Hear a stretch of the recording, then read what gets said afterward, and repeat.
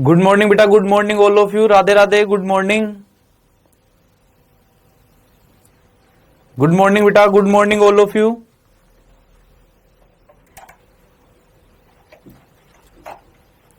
हाँ बेटा जी, कैसे हो आप सब? तो बेटा अपन ने सैटरडे को, लास्ट सैटरडे बेटा, सैटरडे को अपन ने न्यू चैप्टर स्टार्ट कर दिया था, थर्मल फिजिक्स। थर्मल फिजिक्स का बेटा एक चैप्टर अपन ने स्टार्ट किया था, उष्मा स्थानांतरण। उष्मा स्थानांतरण पढ़ना बेटा अपन स्टार्ट कर चुके थे। उष्मा स्थानांतरण की पहली विधि चालन अपन पढ़ रहे थे। तब अपन ने बोला बेटा उष्मा एक जगह से दूसरी जगह पे जाएगी। गुड मॉर्निंग वाला, गुड मॉर्निंग। तो बेटा अपन ने उष्मा स्थानांतरण पढ़ना स्टार्ट कर दिया था, और उष्मा स्थानांतरण में अपन ने बोला था बेटा कि अपन चालन पढ़ेंगे। बेटा चालन, संवहन, विकिरण, तीन प्रकार से उष्मा स्थानांतरण होता है। उष्मा एक जगह से दूसरी जगह पे जाएगी तो बेटा तीन माध्यम से जा सकती है। वो तीन मोड उसके हो सकते हैं बेटा। पहला मोड अपन ने बोला था चालन। जब भी उष्मा का प्रवाह ठोस में होता है बेटा, जब भी उष्मा का प्रवाह ठोस में होता है तो चालन के थ्रू होता है। और बेटा मैंने बोला अगर तरल में जब उष्मा का प्रवाह होता है, तरल में जब उष्मा का प्रवाह होता है, जैसे कि मान लो द्रव में हो रहा हो, गैस में हो रहा हो, तो बेटा जब द्रव में होगा, गैस में होगा तो संवहन के थ्रू होगा, संवहन के थ्रू होगा। हाँ good morning all of you, good morning. याद आ रहा है कि जो मैं तुम्हें बता रहा हूं वो तुम्हें याद तो आ रहा है बेटा? याद तो आ रहा है तुम्हें, या केवल अकेला मैं ही याद करता जा रहा हूं? तुम्हें याद आ रहा है क्या चालन पढ़ना प्रारंभ किया था? चालन ठोसों में होता है। एक छड़ के लिए अपन ने चालन का फॉर्मूला लिखा था, KA/L whole multiplied by TH minus TL। KA/L whole multiplied by TH minus TL। नहीं बेटा क्लास लेट नहीं हुई है, मैं लेट हो गया आने में, मैं लेट हो गया था आने में।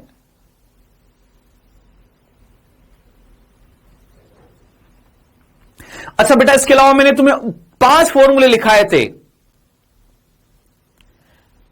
आज लेक्चर 2 है बेटा, लेक्चर 2 है। लेक्चर 1 में मैंने तुम्हें 5 फॉर्मूले लिखाए थे, हीट से, चालन से रिलेटेड 5 फॉर्मूले लिखाए थे। मैंने कहा था बेटा चालन के 5 फॉर्मूले याद कर लो, चालन वाला चैप्टर कंप्लीट है। और चालन का पहला फॉर्मूला याद दिला रहा हूं बेटा, IT का फॉर्मूला। 5 फॉर्मूले लिख रहा हूं बेटा, सुनना मेरी बात को।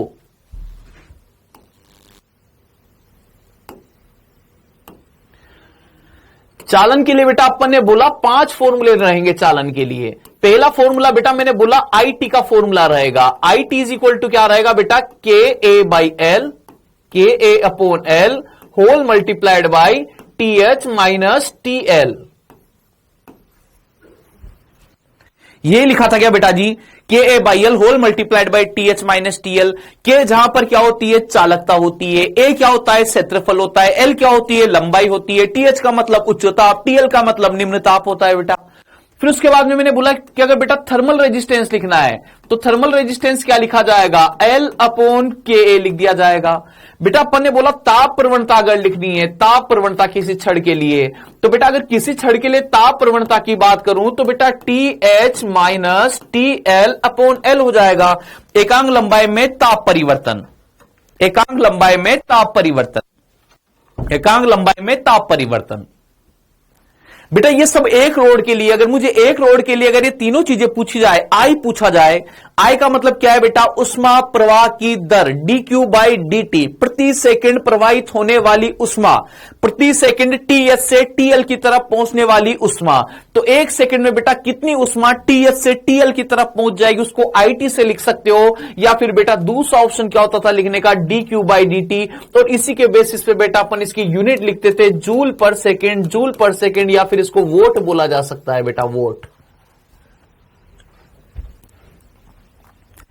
बोलो बेटा जी, यहां तक कोई दिक्कत वाली बात नहीं थी? यहां तक तो कोई दिक्कत वाली बात नहीं थी, यहां तक तो कोई दिक्कत वाली बात नहीं थी। ये सिंगल रोड के लिए पूछा जाएगा। ये जो भी चीजें मैं लिख रहा हूं बेटा ये सिंगल रोड के लिए है। एक अकेली छड़ आपको दे दी गई है, एक अकेली छड़ दे दी गई है आपको। और बेटा एक साथ में 2 छड़ों के कॉम्बिनेशन दे दूं, एक साथ 3 छड़ का कॉम्बिनेशन दे दूं, एक साथ 4 छड़ का कॉम्बिनेशन दे दूं, एक साथ 5 छड़ का कॉम्बिनेशन दे दूं। एक अकेली छड़ नहीं हो बेटा, एक साथ 1 से ज्यादा छड़ हो जाए, 2 छड़ हो जाए, 3 छड़ हो जाए, 4 छड़ हो जाए, 5 छड़ हो जाए, तब की अपन बात कर रहे हैं बेटा। 1 से ज्यादा छड़ हो जाएगी तो मैंने बोला बेटा जैसे 1 से ज्यादा छड़ होगी तो के की जगह क्या काम आने लग जाएगा? आई की जगह क्या लिखते हैं बेटा, आई नेट लिखा जाता है। के की जगह क्या लिखा जाता है बेटा, के इक्विवेलेंट लिखा जाता है। ए की जगह क्या लिखा जाता है बेटा, ए इक्विवेलेंट लिखा जाता है। एल की जगह क्या लिखा जाता है बेटा, एल इक्विवेलेंट लिखा जाता है।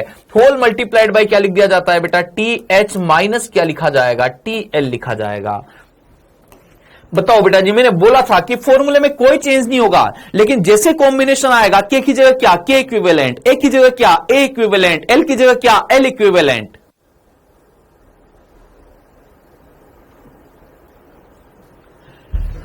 फिर बेटा जी एक और बात कर रहा हूं, है ना, फिर मैंने दो फॉर्मूले और लिखे है ना, कि के इक्विवेलेंट के फॉर्मूले अपन को जरूरत पड़ेगी सीरीज में और पैरेलल में। तो मैंने बोला के इक्विवेलेंट किसमें बेटा, श्रेणी में। श्रेणी में फॉर्मूला गंदा सा formula, L1 plus L2 upon L1 by K1 plus L2 by K2। और बेटा समांतर में फॉर्मूला के equivalent K1 A1 plus K2 A2 upon A1 plus A2 upon A1 plus A2। लीजिए बेटा जी, बोलिए यहां तक कोई दिक्कत है क्या, बताओ। यहां तक अपन पढ़ चुके हैं, अब इसके आगे से पढ़ना स्टार्ट करेंगे, इसके आगे से पढ़ना स्टार्ट करेंगे। यहां तक कोई दिक्कत हो तो बोल दीजिए बेटा, यहां तक कोई दिक्कत हो तो बोल दीजिए।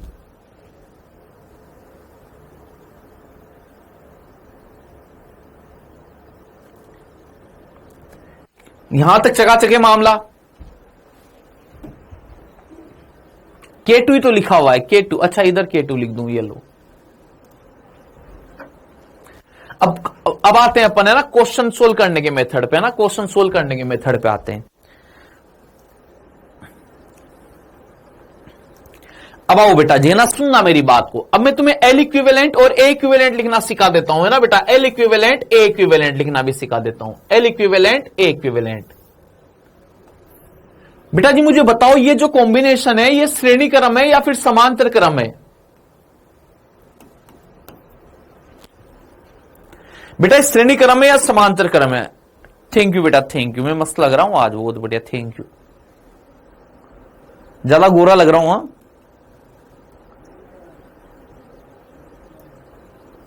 ये श्रेणी क्रम। अच्छा बेटा दूसरा वाला कॉम्बिनेशन भी बना रहा हूं, समांतर क्रम, है ना, समांतर क्रम। एल इक्विवेलेंट और ए इक्विवेलेंट तुम लिखोगे, देखना अभी तुम लिखोगे। ये कौन सा कॉम्बिनेशन है बेटा, समांतर क्रम। ये समांतर क्रम संयोजन है। ये कौन सा है बेटा, श्रेणी क्रम संयोजन है। ये तो श्रेणी क्रम, ये वाला समांतर क्रम। बेटा श्रेणी क्रम के लिए ध्यान रखना, एक के बाद एक छड़ जुड़ी हुई होनी चाहिए और बीच में से कोई तीसरी छड़ नहीं जानी चाहिए। एक के बाद एक छड़ जुड़ी हुई हो और जहां पे ज्वाइंट हो, जहां पे दोनों छड़ जुड़ी हुई हो, एक के बाद एक छड़ जुड़ी हुई हो, और बेटा जहां पे ज्वाइंट हो दोनों छड़, वहां से कोई तीसरी छड़ नहीं जानी चाहिए। बेटा अगर यहां से कोई तीसरी छड़ भी आ रही होती तो फिर इन दोनों को सीरीज में नहीं बोला जाएगा। इन दोनों को फिर सीरीज में नहीं बोला जाएगा। सुन लेना मेरी बात को, एक के बाद एक छड़ जुड़ी हुई है, श्रेणी क्रम में है, लेकिन तभी तक है बेटा श्रेणी क्रम में जब यहां से कोई तीसरी छड़ नहीं जानी चाहिए। अगर तीसरी छड़ चली गई दोनों के जॉइंट से तो फिर इनको श्रेणी क्रम नहीं बोला जाएगा। एक के बाद एक जुड़ी हुई हो और बीच में से कोई थर्ड वायर कनेक्ट नहीं होना चाहिए।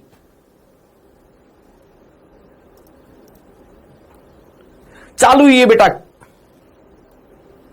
चालू हुई है बेटा, क्लास अभी चालू ही हुई है ना। अब बस बात यह है कि के इक्विवेलेंट का तो मैं फॉर्मूला जानता हूं श्रेणी के लिए, के इक्विवेलेंट का फॉर्मूला जानता हूं समांतर के लिए। मुझे एल इक्विवेलेंट और ए इक्विवेलेंट कैसे लिखेंगे, एल इक्विवेलेंट और ए इक्विवेलेंट कैसे लिखना है। सुनना बेटा जी बात को, मैं तुमसे बोल दूं कि इसकी लंबाई L1, कंडक्टिविटी K1, इसकी कंडक्टिविटी K2, इसकी लंबाई L1, इसकी लंबाई L1, इसकी लंबाई L2, इसका क्षेत्रफल A, तो इसका क्षेत्रफल भी A। मुझे देख के बताओ बेटा, क्या यहां पर क्षेत्रफल सेम रहना मजबूरी है क्या, श्रेणी क्रम में क्षेत्रफल सेम रहना मजबूरी है क्या, बोलो। श्रेणी क्रम में क्षेत्रफल सेम रहना मजबूरी है क्या बेटा, मजबूरी है क्या, देखो।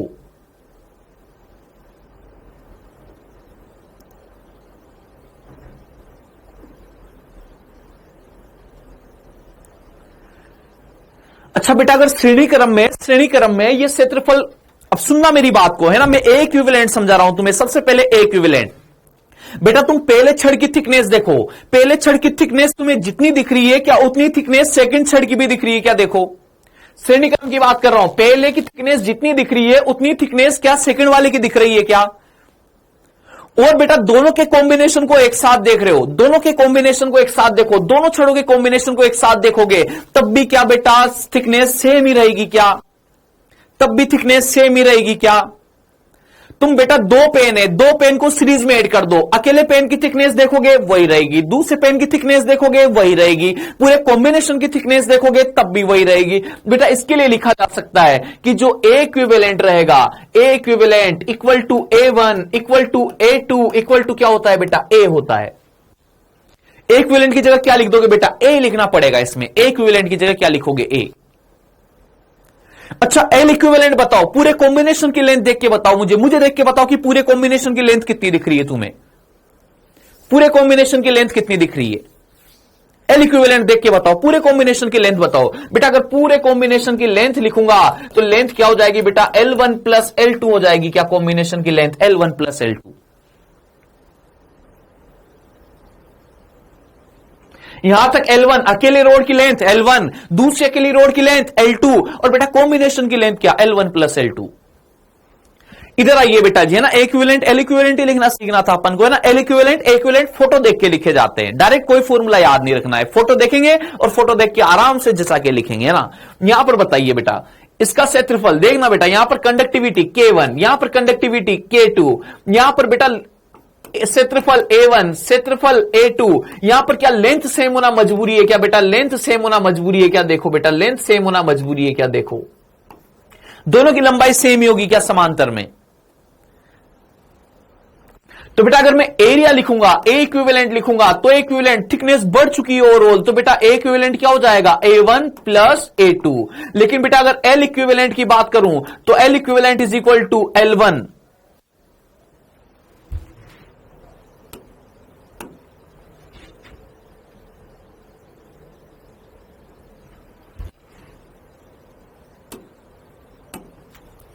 तो बेटा L equivalent is equal to L1 is equal to L2 is equal to L।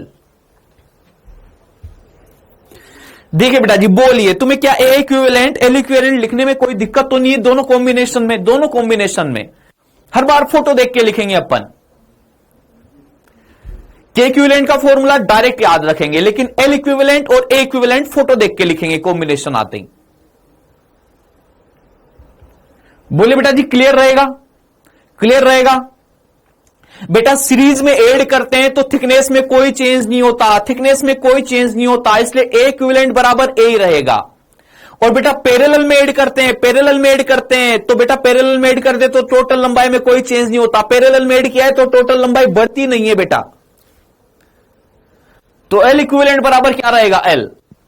Parallel में ऐड करेंगे तो लंबाई में तो कोई चेंज नहीं आएगा, लेकिन बेटा ओवरऑल थिकनेस ज्यादा हो जाएगी पैरेलल में ऐड करते ही। अच्छा बेटा सीरीज में ऐड करूंगा तो थिकनेस में तो कोई चेंज नहीं होगा, लेकिन लेंथ बढ़ जाएगी सीरीज में ऐड करूंगा तो।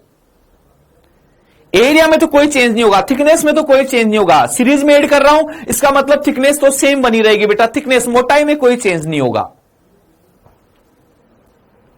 तो ए इक्विवेलेंट बराबर ए रहेगा।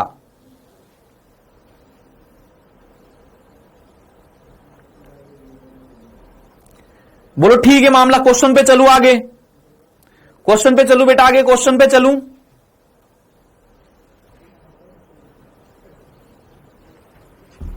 लीजिए भाई साहब क्वेश्चन, सबसे पहले जो क्वेश्चन है बेटा वो के इक्विवेलेंट पता करने वाले हैं, के इक्विवेलेंट ज्ञात कीजिए। के इक्विवेलेंट आई तो बाद में पता करेंगे, पहले तो केवल के इक्विवेलेंट पता कर रहे हैं, 2-3 क्वेश्चन केवल के इक्विवेलेंट के कीजिए बेटा। फर्स्ट नंबर क्वेश्चन सोल्व करना स्टार्ट कर दोगे तुम, जैसे मैं फोटो बनाऊंगा तुम तुरंत रफ्तार से सोल्व करोगे, इतनी रफ्तार से सोल्व करोगे मुझे पता ही नहीं लगना चाहिए कि कब तुमने सोल्व कर दिया है। L 4L 3L बेटा इसकी कंडक्टिविटी K, इसकी कंडक्टिविटी 2K, इसकी कंडक्टिविटी K। बेटा सीरीज कॉम्बिनेशन लग रहा है मुझे तो ये TH है, ये वाला TL है, तुम पता करो बेटा कितना आएगा, कितना आएगा, K इक्विवेलेंट पता कीजिए।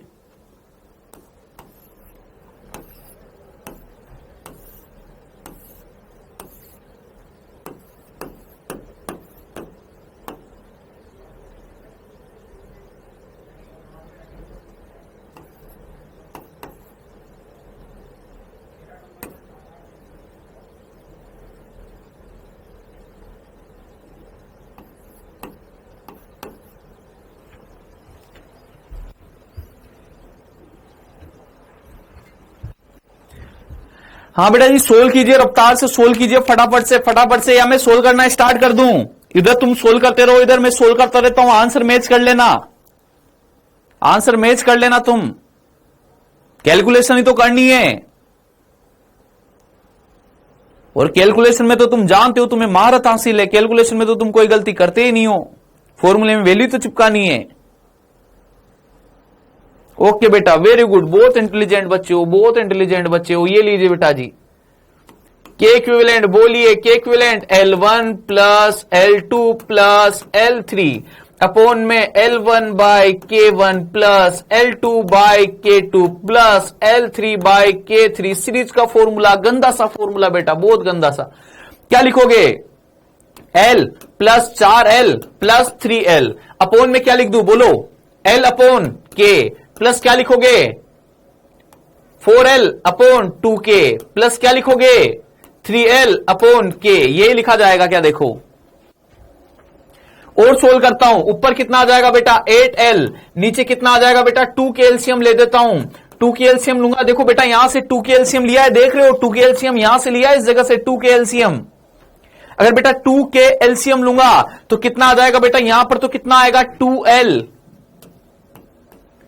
प्लस यहां पर कितना आ जाएगा? 4L प्लस यहां पे कितना आ जाएगा? 6L।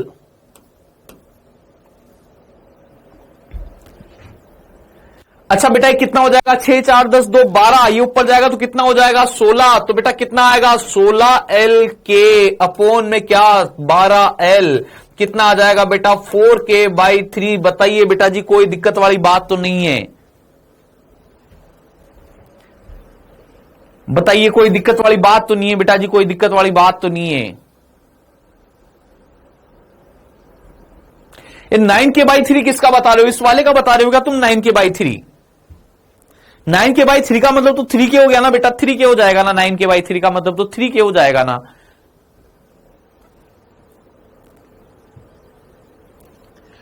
अच्छा, इस वाले में कौन सा फॉर्मूला लगाओगे? सिंपल सा फॉर्मूला, समांतर का फॉर्मूला, बहुत अच्छा सा formula. K1A1 plus K2A2 upon A1 plus A2। गलती से भाई गलत याद मत रख लेना बेटा, इसमें नीचे A1 प्लस A2 आता है, K1 प्लस K2 मत कर देना। K1A1 plus K2A2 upon A1 plus A2। बहुत से जल्दी जल्दी में बच्चे K1 प्लस K2 लिख देते हैं नीचे। याद रखना बेटा, यहां पे कभी कभी बच्चे जल्दी जल्दी में गलती करते हैं, बहुत लोगों से मिस्टेक होती है। यहां पर K1A1 plus K2A2 upon K1 plus K2 कर देते हैं। याद रखना बेटा, K1 प्लस K2 नहीं, नीचे क्या है? A1 प्लस A2 है, A1 प्लस A2।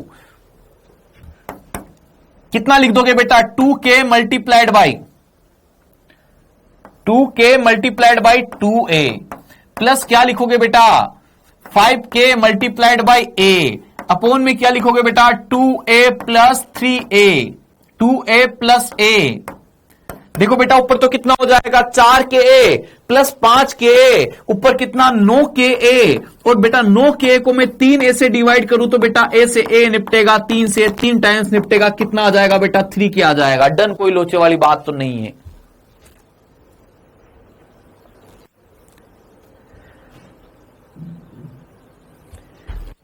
अब बेटा पैरेलल कॉम्बिनेशन में, पैरेलल कॉम्बिनेशन में बेटा पैरेलल कॉम्बिनेशन में, पैरेलल कॉम्बिनेशन में, पैरेलल कॉम्बिनेशन में एक मोस्ट फेमस क्वेश्चन है जो बहुत सी बार जेई मेंस वगैरह सबकी सीटों में, मेंस की सीट में, एडवांस की सीट में, नीट की सीटों में, हर जगह मिल जाएगा तुम्हें। एक बहुत फेमस क्वेश्चन है ना, सुनना बेटा जी बात को। ये क्वेश्चन बेटा, ये क्वेश्चन, इस क्वेश्चन की बात कर रहा हूं बेटा, इस क्वेश्चन की।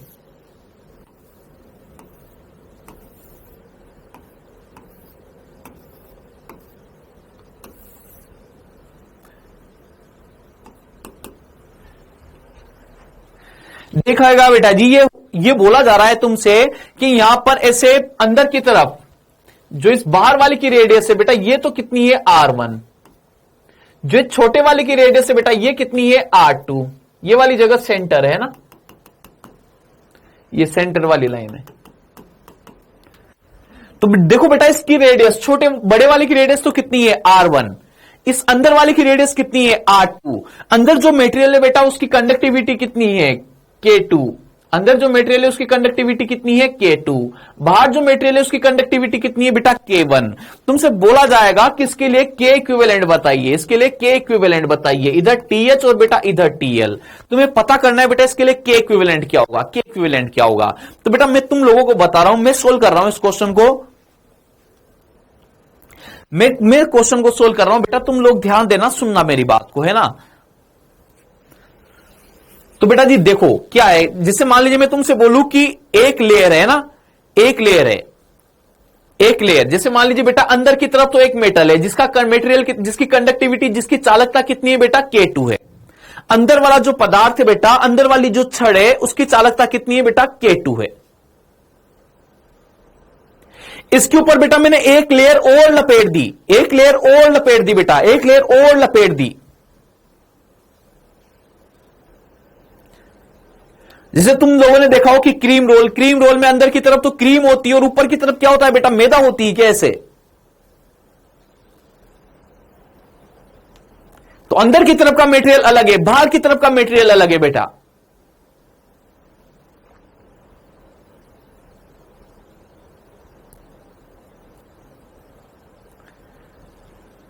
अच्छा बेटा देखो, इसको समांतर क्रम बोला जाएगा, समांतर क्रम बोला जाएगा बेटा। दोनों छड़ों के पहले सिरे समान ताप पर, दोनों छड़ों के अंतिम सिरे समान ताप पर, बेटा यही तो समांतर क्रम संयोजन है।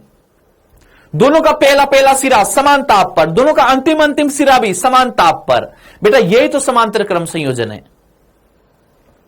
अच्छा समांतर का फॉर्मूला भी लगा देता हूं बेटा, समांतर का फॉर्मूला भी लगा देता हूं। समांतर का फॉर्मूला बहुत आसान, K equivalent is equal to क्या बेटा, K1A1 प्लस क्या बेटा K2A2, और बेटा नीचे का याद रखना है A1 प्लस A2 आता है, क्या आता है बेटा, A1 प्लस A2 आता है।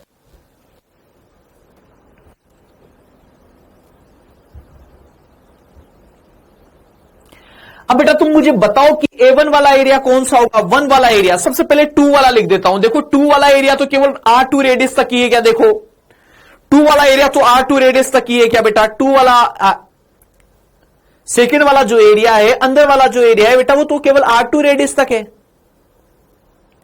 R2 रेडियस तक है। तो बेटा A2 इज इक्वल टू क्या लिखोगे, A2 इज इक्वल टू क्या पाई R2 स्क्वायर लिख दोगे क्या। बेटा इस क्वेश्चन में मेन काम ही A1 लिखना है, A2 तो आराम से दिख रहा है, A2 तो आराम से दिख रहा है कि अंदर वाला एरिया क्या होगा बेटा, A2 होगा। जो K2 मटेरियल है उसका एरिया क्या रहेगा, A2 रहेगा। जो K2 वाला पदार्थ है बेटा उसका एरिया क्या रहेगा, A2 रहेगा। मेन दिक्कत क्या है, A1, जिसने A1 सही लिख दिया बेटा उसके लिए क्वेश्चन सही है। K1 तुम्हें डायरेक्ट दिया हुआ है, K2 तुम्हें डायरेक्ट दिया हुआ है, A2 तुम्हें डायरेक्ट दिख रहा है कि A2 कितनी त्रिज्या तक है, R2 त्रिज्या तक। अब A1 बता दीजिए बेटा, जिसने A1 बता दिया हो, जो A1 बता देगा बेटा, जिसने A1 सही लिख दिया उसी का क्वेश्चन सही हो जाएगा, बाकी तो सब सही लिखोगे। लेकिन A1 लिखने में गड़बड़ी होती है इस क्वेश्चन में, मतलब जो बाहर वाला पदार्थ रहेगा उसका क्षेत्रफल लिखने में दिक्कत कर देते हैं। बताओ बेटा 8, 9, 10 में बहुत क्वेश्चन पढ़े हैं अपन ने, तुम्हें बाहर वाला क्षेत्रफल लिखना है।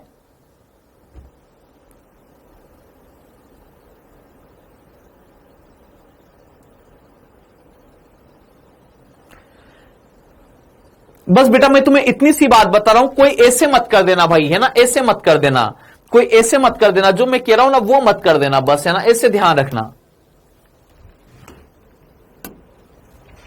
कोई ऐसे मत कर देना बस। पाई R1 माइनस R2 का होल स्क्वायर, किसी ने ऐसे कर दिया ना बेटा तो ये सरासर गलत है, ये सरासर गलत है। A1 याद रखना बेटा, A1 कैसे लिखोगे, पाई R1 स्क्वायर माइनस क्या लिखोगे बेटा, पाई R2 स्क्वायर। क्या लिखोगे बेटा, पाई R1 square minus pi R2 square. ये वाला सही है बेटा। देखो R1 माइनस R2 का होल स्क्वायर मत कर देना बेटा, R1 माइनस R2 का होल स्क्वायर मत कर देना।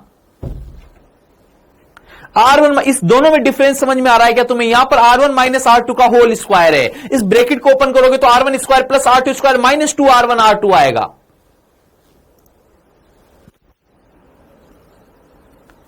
बेटा समझ गए हो, दोनों में डिफरेंस तो समझ गए हो। ये वाला ऊपर वाला तो नहीं लिख दोगे ना बेटा, ऊपर वाला तो नहीं लिख दोगे ना।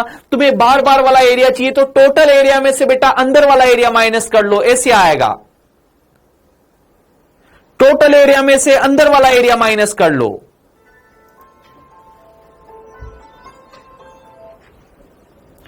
अब लिख रहा हूं बेटा, अब कोई दिक्कत नहीं, बस ये A1 लिखने में दिक्कत होती है, केवल जो बाहर वाला एरिया है वो लिखने में दिक्कत होती है बेटा, बाहर वाले एरिया लिखने में गलती कर देते हैं।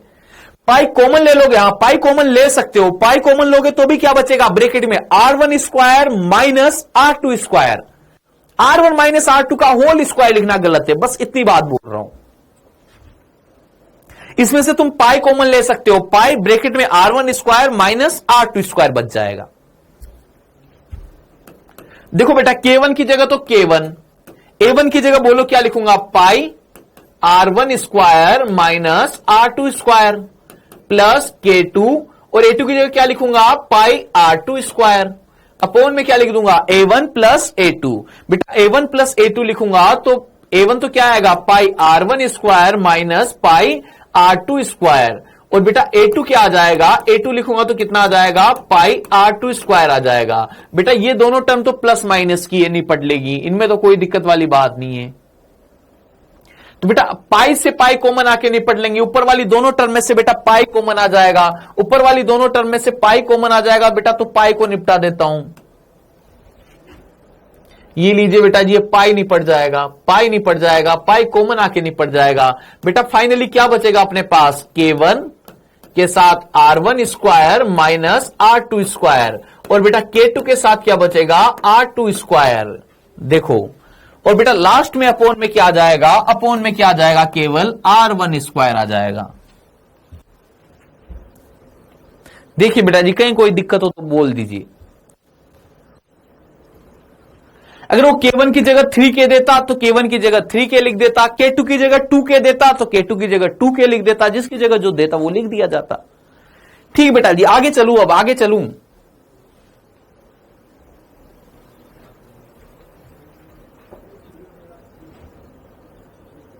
आगे चालू बयानो।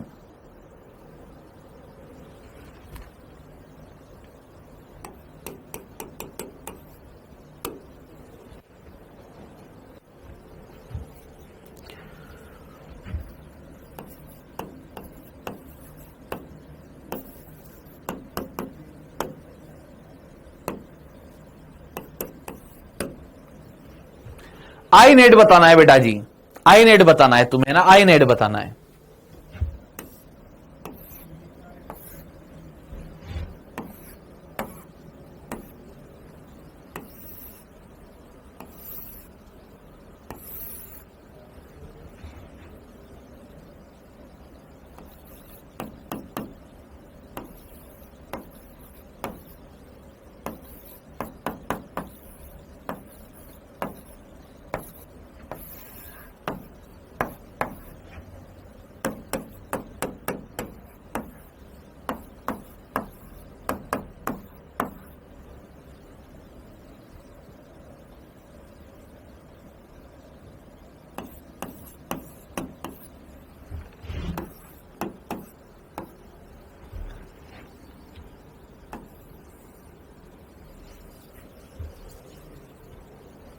आई नेट बताइएगा बेटा, जिसमें आई नेट बताइएगा।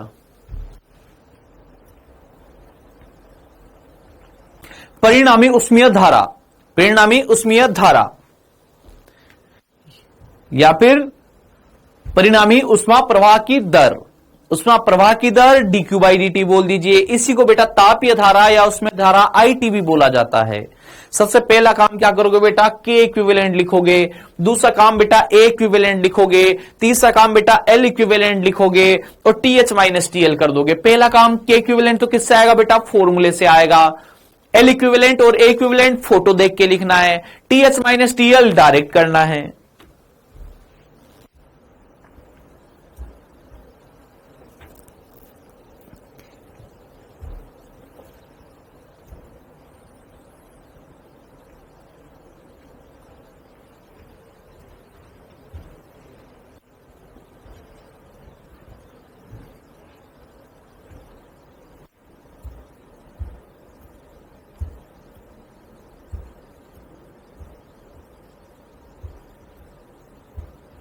दो हजार,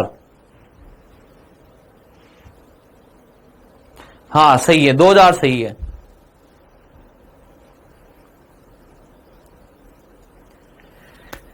2000 ठीक है लिख दिया है तुमने, मुझे तो के इक्विवेलेंट बताओ कि के इक्विवेलेंट कितना है, के इक्विवेलेंट कितना है बेटा, के इक्विवेलेंट बता दो मुझे, तो के इक्विवेलेंट बता दो केवल, के इक्विवेलेंट में खुश हो जाऊंगा मैं, के इक्विवेलेंट, ए इक्विवेलेंट, एल इक्विवेलेंट बताओगे मैं खुश हो जाऊंगा और खुद कैलकुलेशन कर दूंगा। तुम के इक्विवेलेंट बताओगे, तुम ए इक्विवेलेंट बताओगे, तुम एल इक्विवेलेंट बताओगे, मैं खुश हो जाऊंगा, खुद कैलकुलेशन कर दूंगा। के 50, बहुत बढ़िया बहुत बढ़िया बहुत बढ़िया।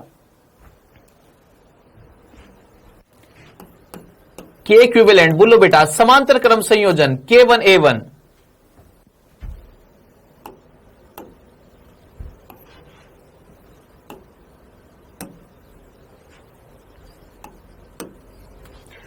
K1 A1 plus K2 A2 upon A1 plus A2। K1 की वैल्यू बेटा कितनी है 40 है, K1 की वैल्यू कितनी है बेटा 40 है, A1 की वैल्यू कितनी है बेटा 2 है, K2 की वैल्यू कितनी है बेटा 60 है, A2 की वैल्यू बेटा 2 है अपॉन A1 प्लस A2। ये ऐसा कर देंगे बेटा, कितना आ जाएगा बेटा 50 आ जाएगा, 50 वोट पर मीटर और पर डिग्री सेंटीग्रेड।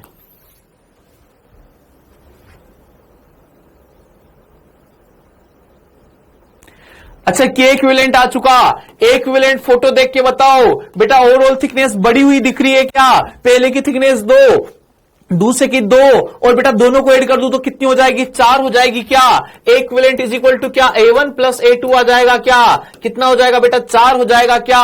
और एल इक्विवेलेंट देखो बेटा, पहले की लंबाई भी 10, दूसरे की लंबाई भी 10, पूरे कॉम्बिनेशन की लंबाई भी बेटा कितनी है 10। बेटा लंबाई का मतलब ही क्या है, TH और TL के मध्य की दूरी, TH और TL के मध्य की दूरी, उसमें आपको कितनी दूरी तय करनी है बेटा, उस दूरी को क्या बोला जाता है, लंबाई बोला जाता है, पथ की लंबाई, उसमें आपको कितनी दूरी तय करनी है। तो बेटा लंबाई कितनी हो जाएगी 10। अब बेटा मैं फॉर्मूला लिख रहा हूं कि अगर अब मैं आई नेट कैलकुलेट करूं, अब बेटा मैं आई नेट कैलकुलेट करूं तो आई नेट का फॉर्मूला के की जगह बेटा क्या रहेगा, के इक्विवेलेंट, के की जगह क्या आएगा बेटा के इक्विवेलेंट, ए की जगह क्या आएगा बेटा ए इक्विवेलेंट, एल की जगह क्या आएगा बेटा L equivalent, whole multiplied by क्या कर दोगे बेटा TH माइनस TL कर दोगे क्या। के इक्विवेलेंट की जगह 50, ए इक्विवेलेंट की जगह 4, एल इक्विवेलेंट की जगह कितना बेटा 10 और TH माइनस TL कर दू, अगर TH माइनस TL तो कितना आ जाएगा बेटा 100 आ जाएगा क्या, 100 आ जाएगा क्या, कितना आ जाएगा बेटा टोटल 2000 आ जाएगा क्या, 2000 जूल पर सेकेंड, 2000 जूल पर सेकेंड।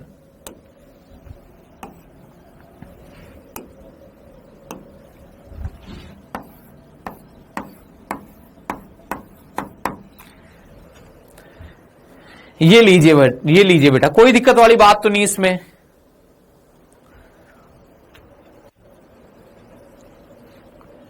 अच्छा बेटा अब सुनो इसी में एक और क्वेश्चन, सुनो इसी में एक और क्वेश्चन, सुनो इसी में एक और क्वेश्चन।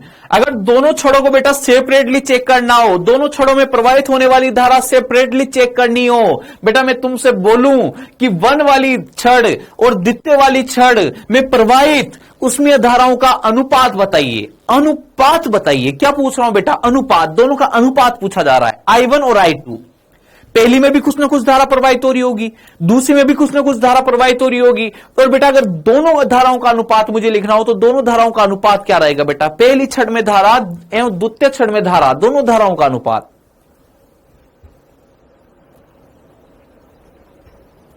बेटा पहली छड़ में उसमें धारा अपॉन दूसरी छड़ में उसमें धारा, I1 अपॉन I2 का मान बताइए बेटा, I1 अपॉन I2 का।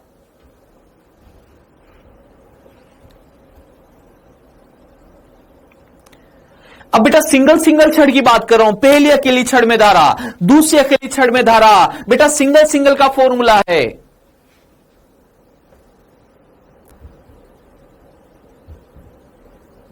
किसका फॉर्मूला आप नहीं लिखा है बेटा, मैंने किसका फॉर्मूला नहीं लिखाया है,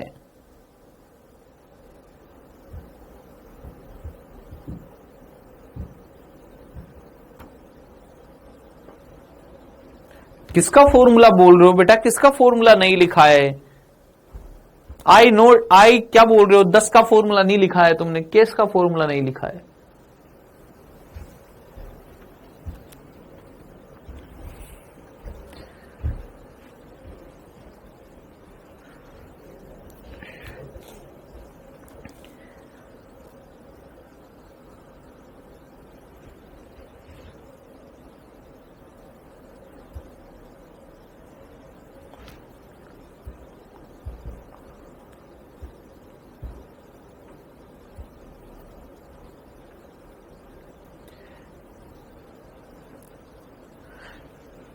पवन 800 पौन 1200 2/3। बेटा तुमने सही किया है, लेकिन इतनी ज्यादा कैलकुलेशन नहीं करनी होती। जब अपन को अनुपात लिखना होता है ना, तो अनुपात लिखना है तो बेटा सब जो नॉर्मल चीजें हैं, जो सेम चीजें हैं, उनको हटा देते हैं, सेम चीजों को हटा देते हैं बेटा, सेम चीजों को।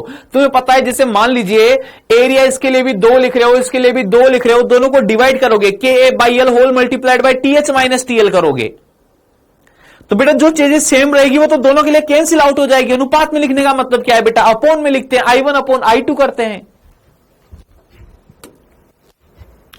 आई का फॉर्मूला बेटा सिंगल छड़ की बात कर रहा हूं, दोनों सिंगल छड़ में कैलकुलेट करना है, KA/L whole multiplied by TH minus TL। अब देखना बेटा, तुम I1 भी करोगे अपॉन I2 भी करोगे, जो चीजें बेटा दोनों में सेम है वो तो क्या कैंसिल आउट ही हो जाएगी क्या, वो तो कैंसिल आउट ही हो जाएगी क्या।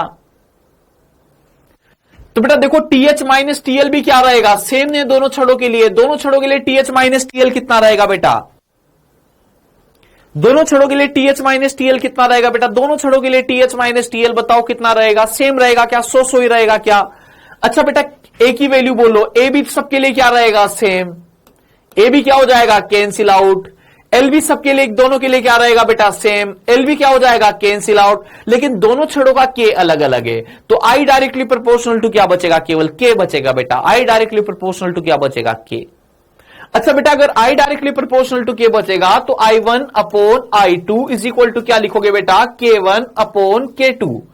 I1/I2 is equal to 40/60। कितना आएगा बेटा, 2/3 आ जाएगा क्या, देखो।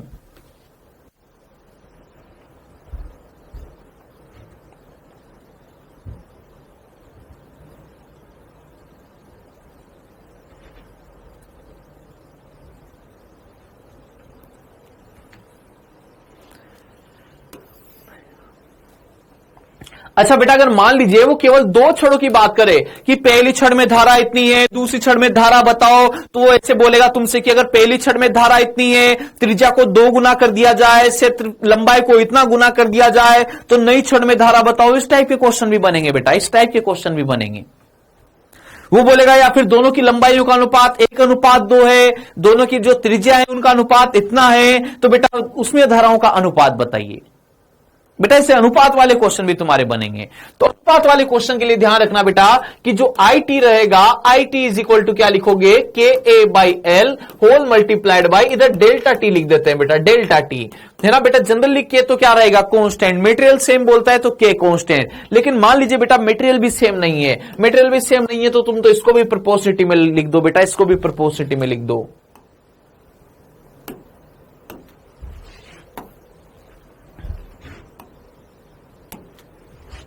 इसे देखिएगा बेटा, I directly proportional to KA/L whole multiplied by कितना आ जाएगा बेटा, डेल्टा टी। ये चीजें रहेगी। अब बेटा देखना कब कब किसको हटा दोगे, अब देखना बेटा किस किस को हटा दोगे। जैसे कि बेटा क्वेश्चन में ऐसा बोलता है तुमसे कि दोनों छड़ों का पदार्थ क्या है, सेम है, दोनों छड़ों का पदार्थ क्या है, सेम है। अगर बेटा वो अनुपात पूछ रहा है तुमसे, अनुपात पूछ रहा है, अगर वो ऐसा बोल देता है दोनों छड़ों का, दोनों छड़ें समान पदार्थ की बनी हुई है, के को हटा दो। वो बोलता है बेटा कि दोनों का अनुप्रस्थ काट क्षेत्रफल है, ए को हटा दो। वो बोलता है लंबाई दोनों की समान है, एल को हटा दो। वो बोलता है दोनों के सिरों पर तापांतर समान है, डेल्टा टी को हटा दो। समझ रहे हो मेरी बात को। और बेटा जो जनरली ए होता है, ए की जगह क्या लिख दिया जाता है, ए की जगह क्या लिख दिया जाता है बेटा, πr²। क्या लिख दिया जाता है बेटा, ए की जगह क्या लिख दिया जाता है, πr²। कौन सी छड़ के लिए, बेलनाकार छड़ के लिए। कौन सी छड़ के लिए बेटा, बेलनाकार। अगर बेलनाकार छड़ दे दियो बेटा तो उसके लिए क्या लिख दिया जाएगा, बेलनाकार छड़ के लिए क्या लिख दिया जाएगा, ए की जगह πr²।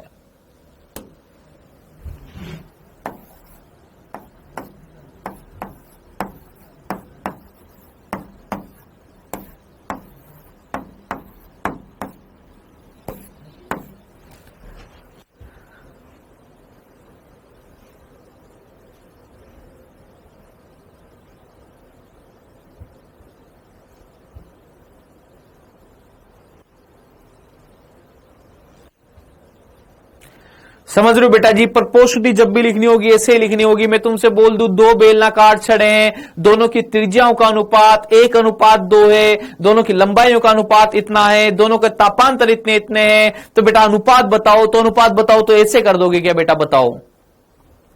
बोलो अगर I1/I2 लिखोगे, सुनना बेटा बात को, I1/I2 लिखोगे तो क्या आएगा बेटा, K1/K2। इधर बोलो बेटा क्या आएगा, R1/R2 का होल स्क्वायर।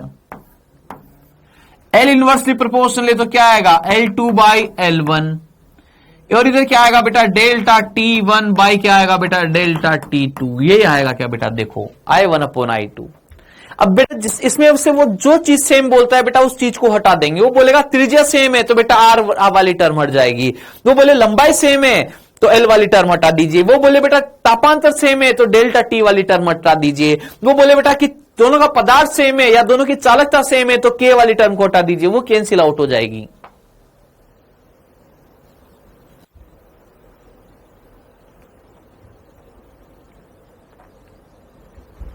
डन बेटा जी, अब आगे चलता हूं मैं, है ना। अब नेक्स्ट टॉपिक जो आएगा बेटा अपने पास आएगा संधि बिंदु का ताप। संधि बिंदु का ताप,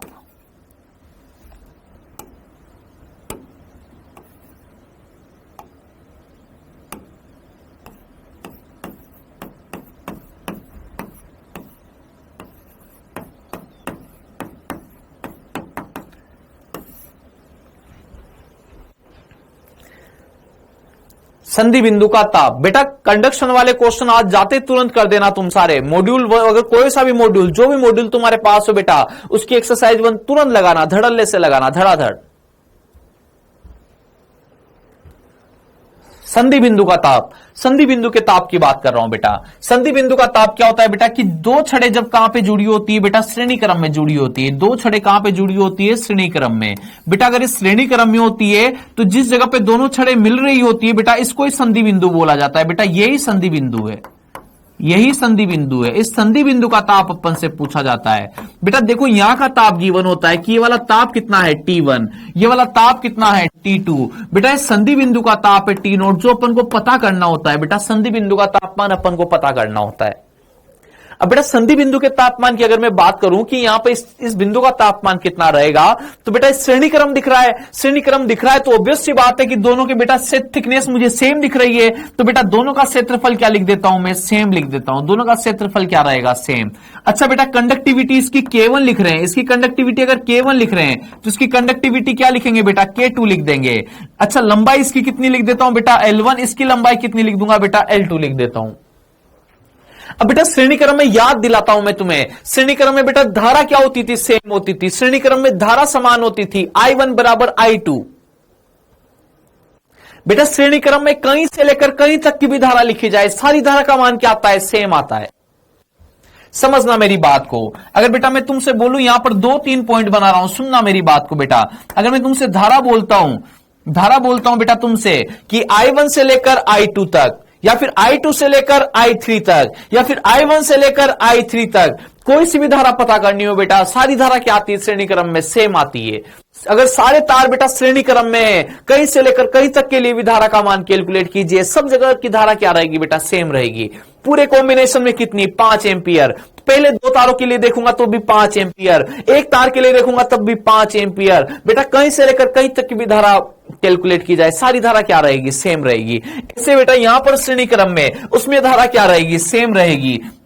सुनना बेटा मेरी बात को, T1 से लेकर कहां तक, T0 तक, और बेटा T0 से लेकर कहां तक, T2 तक, और बेटा T1 से लेकर कहां तक, T2 तक, T1 से लेकर कहां तक बेटा, T2 तक। ये सारी धारा क्या रहेगी बेटा, सेम रहेगी। ये सारी धारा क्या रहने वाली है बेटा, सेम रहने वाली है।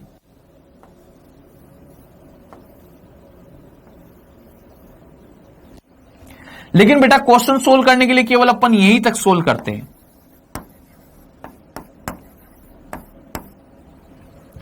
जब भी बेटा संधि बिंदु का तापमान पूछा जाएगा ना, तो बेटा इधर के उच्च ताप से संधि तक की धारा, इधर टी नोड से लेकर T2 तक की धारा, ये करेंगे बेटा। लास्ट वाली थर्ड वाली टर्म काम में क्यों नहीं लेंगे? लास्ट वाली थर्ड वाली टर्म को इसलिए काम में नहीं ले रहे हैं बेटा, क्योंकि इसमें थोड़ा सा प्रोसेस लेंदी रहेगा। T1 से लेकर T2 तक की करंट एक साथ लिखूंगा तो बेटा कॉम्बिनेशन आ गया, K इक्विवेलेंट लिखना पड़ेगा, A इक्विवेलेंट लिखना पड़ेगा, L इक्विवेलेंट लिखना पड़ेगा। इस वाली टर्म को इग्नोर करने का कारण बता रहा हूं कि एक साथ T1 से लेकर T2 तक की धारा वाली टर्म काम में क्यों नहीं लेते हैं। T नोट पता करने के लिए ये दो टर्म ही क्यों काम में लेते हैं बेटा? इन वाली दोनों टर्म को देखो, T1 से लेकर T नोट तक एक ही छड़े मतलब एक छड़ के लिए simple formula K/L whole multiplied by TH minus TL। ऐसे बेटा T नोट से लेकर T2 तक लिखूं, T नोट से लेकर T2 तक की भी बेटा एक ही छड़े, और एक ही छड़े तो डायरेक्ट सिंपल सा formula KA/L whole multiplied by TH minus TL। लेकिन बेटा T1 से T2 तक लिखूं तो T1 से लेकर T2 तक में बेटा कॉम्बिनेशन आ गया दो छड़ों का, T1 से लेकर T2 तक में दो छड़ों का कॉम्बिनेशन है, तो इस वाली टर्म में बेटा प्रोसेस लेंदी रहेगा। ये वाली टर्म को लिखना दिक्कत वाली बात है। K की जगह क्या लिखना पड़ेगा? K equivalent. A की जगह क्या लिखना पड़ेगा? A equivalent. L की जगह क्या लिखना पड़ेगा? L equivalent. तब जाके ये टर्म लिख पाएंगे बेटा, इसलिए इस टर्म को इग्नोर कर रहे हैं। T नोट चाहिए तो बेटा केवल इन दो टर्म से सोल्व कर लेंगे। हाई टेम्परेचर से संधि तक का ताप, संधि से लेकर निम्न तक की धारा, उच्च ताप से संधि बिंदु तक की धारा, संधि बिंदु से निम्न ताप तक की धारा, सिंगल सिंगल रोड रहेगी, direct K/L TH minus TL, K/L TH minus TL करना है। बोलिए बेटा जी, समझियो क्या मेरी बात को? चलो तुम हाँ ना तो बोलते नहीं हो, है ना, तो मैं आगे चलता हूं, क्वेश्चन करवाता हूं डायरेक्ट।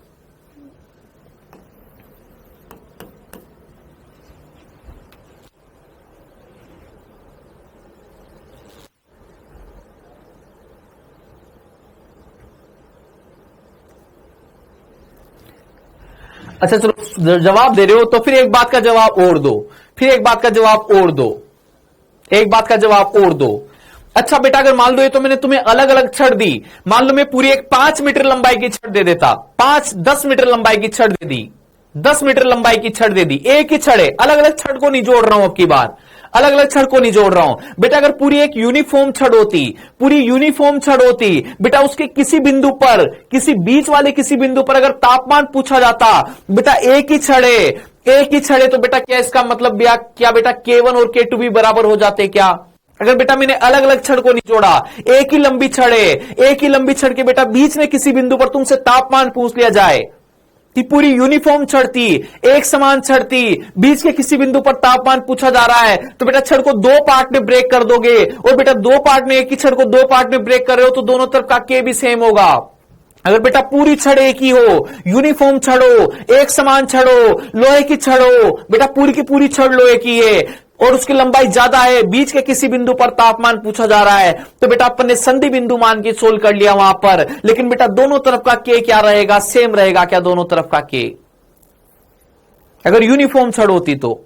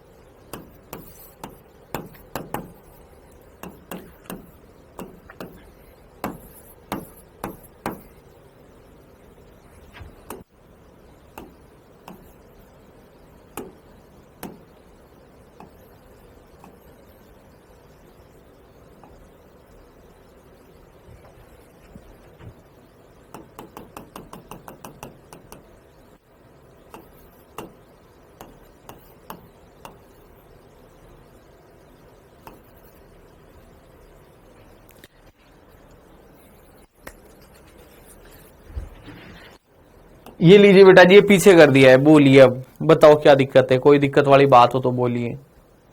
इसमें कोई दिक्कत नहीं होनी चाहिए, फिर उसके बाद आगे वाले क्वेश्चन की बात करूंगा मैं। उच्च ताप से संधि तक की धारा, फिर संधि से लेकर निम्न ताप तक की धारा, यह करना होता है बेटा। अभी क्वेश्चन देखो बेटा और इसको सोल्व करो तुम।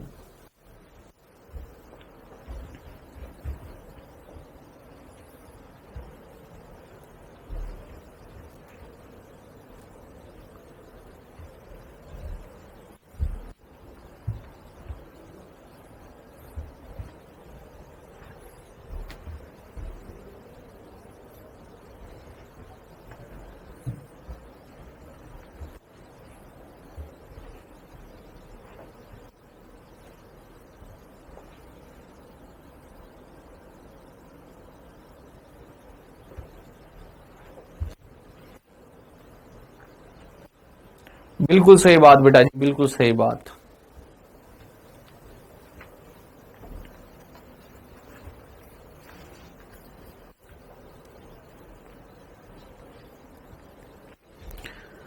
सोल्व कीजिए बेटा जी इसको।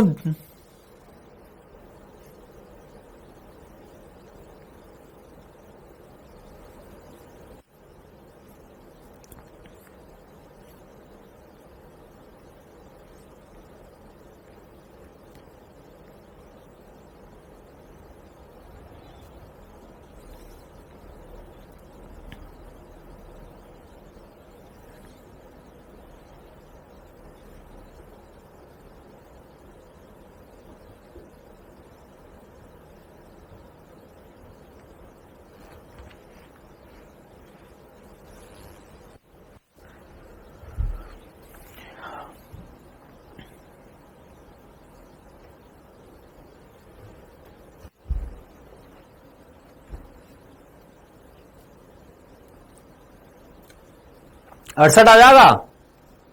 अच्छा देखो, थिकनेस तो दोनों तरफ की सेम दिख ही रही है। थिकनेस दोनों तरफ की बेटा सेम दिख रही है। अगर थिकनेस दोनों तरफ की बेटा अगर मुझे सेम दिख रही है तो क्या लिख दूं? इधर का एरिया भी कितना लिख दूं? ए। इधर का एरिया भी कितना लिख दूं? ए।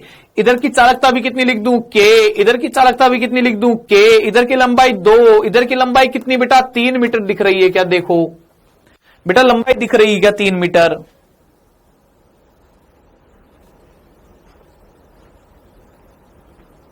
हाँ बेटा जी बोलो, लंबाई दिख रही है 3 मीटर इस तरफ की।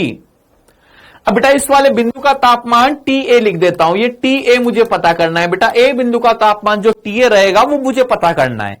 अच्छा बेटा टी ए पता करने का प्रोसेस क्या रहेगा? मैं लिखूंगा कि कहां से लेकर कहां तक की करंट बेटा? 100 से लेकर कहां तक की? टी ए तक की करंट बराबर क्या रहेगा बेटा? टी ए से लेकर कहां तक की करंट? टी ए से लेकर बेटा 20 डिग्री सेंटीग्रेड तक की करंट।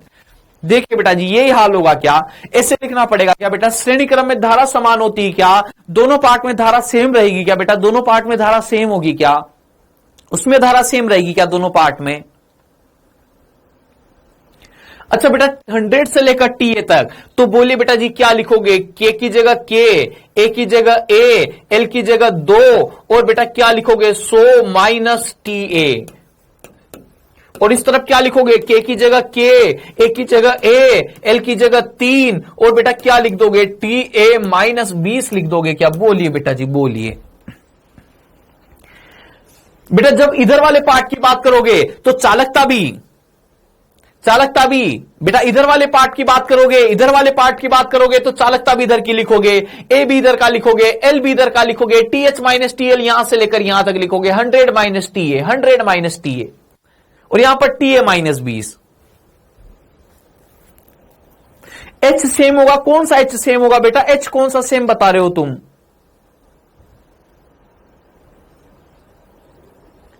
एच नहीं, ए सेम होगा, के सेम होगा, चालकता भी सेम रहेगी। एच क्या है बेटा? एच क्या बोल रहे हो? करंट को तो आई से लिखते हैं बेटा, और आई का मतलब dq बाई dt, प्रति सेकंड प्रवाहित होने वाली उष्मा। देखो फिर कोई 52 बता रहा है भाई, 52 कैसे आएगा? अच्छा के से के को निपटाओगे क्या? निपटा दू क्या? कोई बुरा मानने वाली बात तो नहीं है इसमें। वज्र गुणा कर रहा हूं बेटा, वज्र गुणा। हाँ उष्मा प्रवाह की दर आई तो सेम है बेटा। उष्मा प्रवाह की दर कोई तो धारा बोल रहे हैं, उष्मा प्रवाह की दर कोई तो धारा बोल रहे हैं, धाराएं तो सेम रहेगी। जैसे बेटा सीरीज में क्या होता है, जब करंट इलेक्ट्रिसिटी पढ़ते हैं, विद्युत पढ़ते हैं, तो बेटा श्रेणी क्रम में धारा सेम होती थी, तो यहां पे भी धारा क्या रहेगी बेटा? सेम रहेगी। हाँ सेम रहेगी बेटा। उष्मा प्रवाह की दर कोई धारा बोल रहे हैं, धाराएं तो सेम होगी बेटा।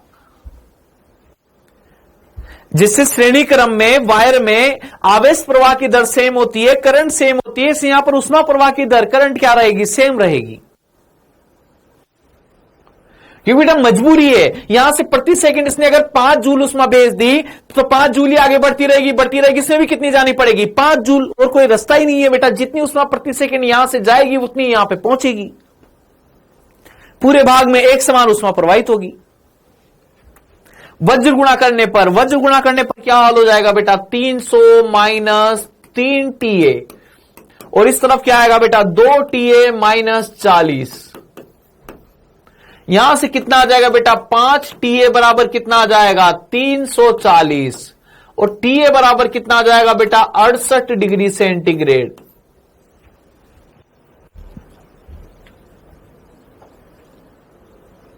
बोलो भाया बोलो।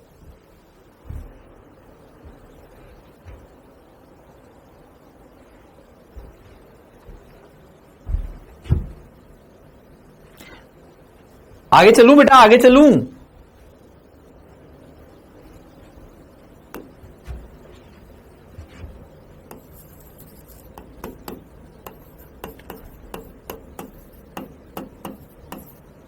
यदि चांदी की चालकता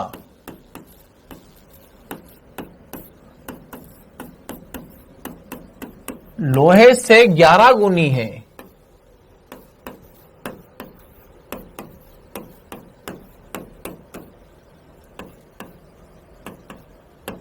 तो संधि बिंदु का ताप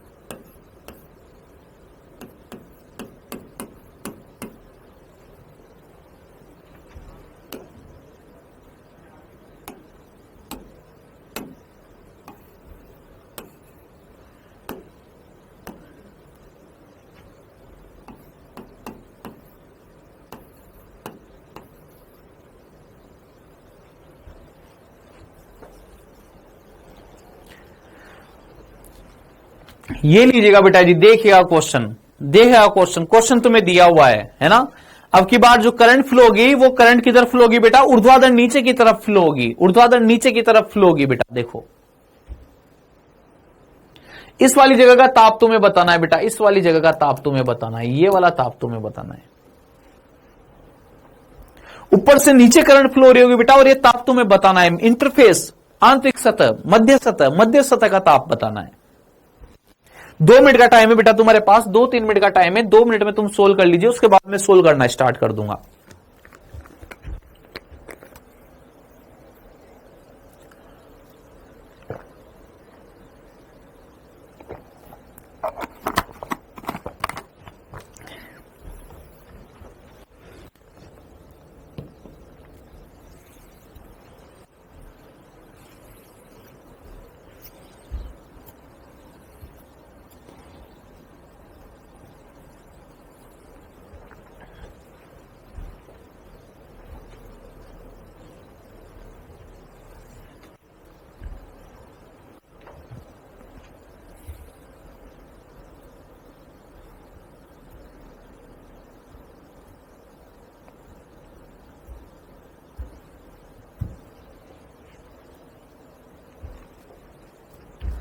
पचास नहीं बेटा, 50 कैसे आएगा, 50 कैसे आएगा, 50 तो नहीं आ सकता।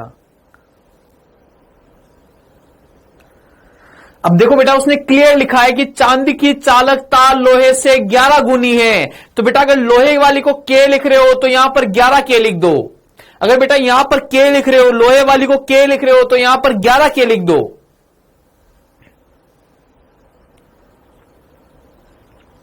बेटा क्षेत्रफल दोनों के सेम दिख रहे हैं बेटा, करंट इधर जाएगी, थिकनेस दोनों की सेम दिख रही है, लंबाई दोनों की सेम दिख रही है बेटा।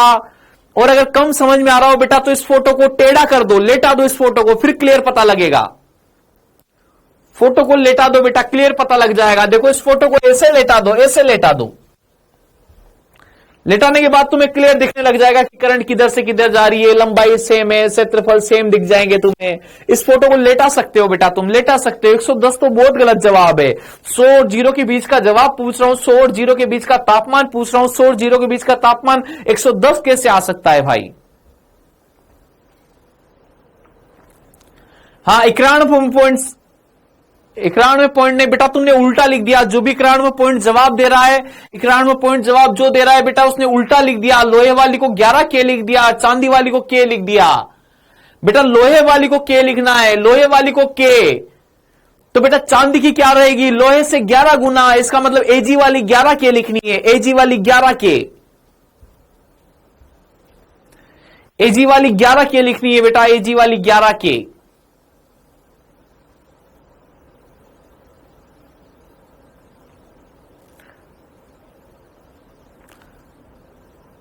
अभी तक एक आध का जवाब मुझे सही दिख रहा है, थोड़ा केवल एक आध बच्चे का जवाब सही दिख रहा है।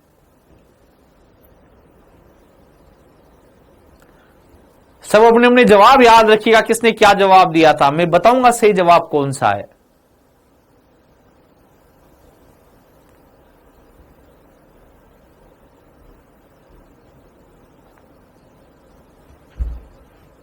नेवासी 100/3। हाँ देखो देखो, एक का तो सही जवाब आ रहा है, एक बच्चे का तो जवाब बहुत सही आ रहा है।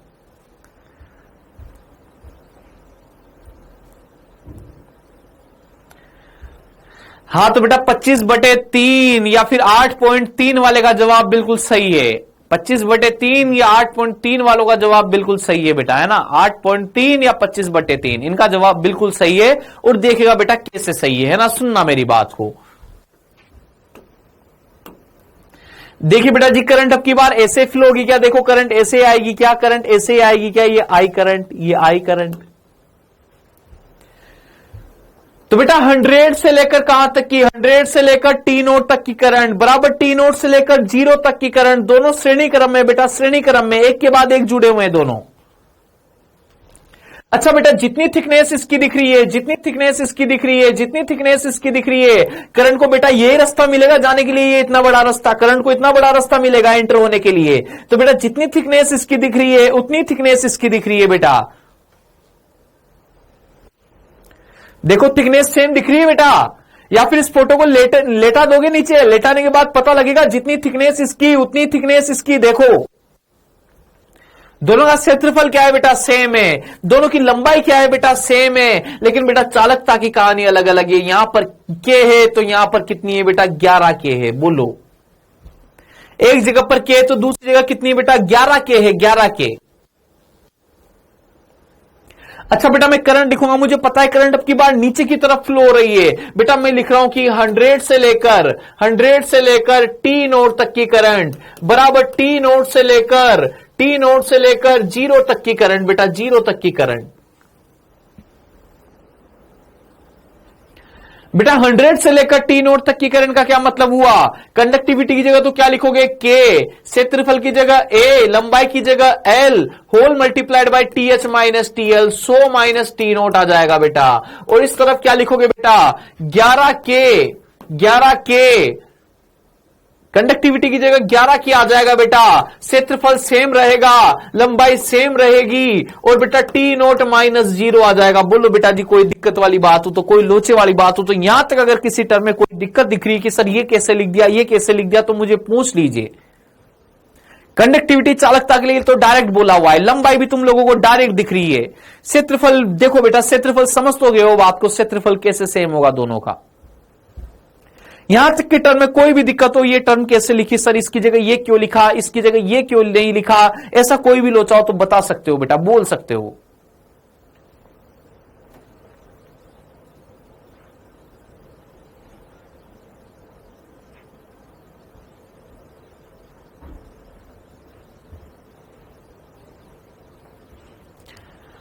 अच्छा बेटा निपटाओ, के से के को निपटा दो, एल से एल को निपटा दो। अब बेटा इधर तो बचेगा 100 माइनस T0,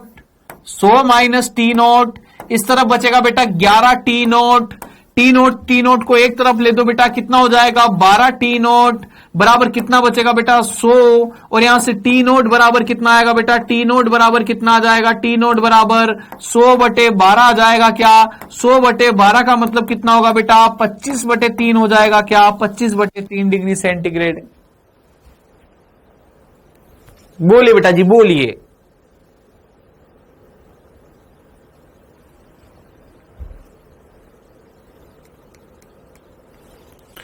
डन बेटा, आगे चलूं, आगे चलूं बेटा जी, आगे चलूं।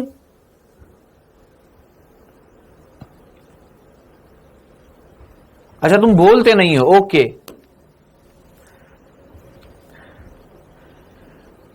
हां बेटा जी, अब सुनिएगा बात को। ए कहां से आया बेटा, फिर से सुन लेना, जिन बच्चों को भी दिक्कत हो बेटा। अगर मैं उस डायग्राम को अगर बेटा मैं ऐसे लेटा देता तो इधर कितना दिखता बेटा, 100 दिखता क्या? इधर क्या दिखता बेटा, 0 दिखता क्या? बेटा ये लंबाई कितनी लिखी हुई थी, L लिखी हुई थी। ये लंबाई कितनी लिखी हुई थी, L लिखी हुई थी। यहां पर क्या था बेटा, FE था। यहां पर क्या था बेटा, AG था। ऐसे था क्या बेटा, ऐसे था क्या, ऐसे था क्या? देखो बेटा, ये इसको खड़ा कर रखा था पहले फोटो में, अब की बार लेटा के देखो। लेटा के देखने में तुम्हें क्लियर दिखेगा बेटा, थिकनेस क्या दिख रही है, सेम दिख रही है बेटा। हीट को प्रवाहित होने के लिए जो रास्ता मिलता है बेटा, इतना रास्ता मिल रहा है, इतना रास्ता, इतना ही रास्ता इसमें भी मिलेगा बेटा। दोनों तरफ क्षेत्रफल क्या है, सेम है।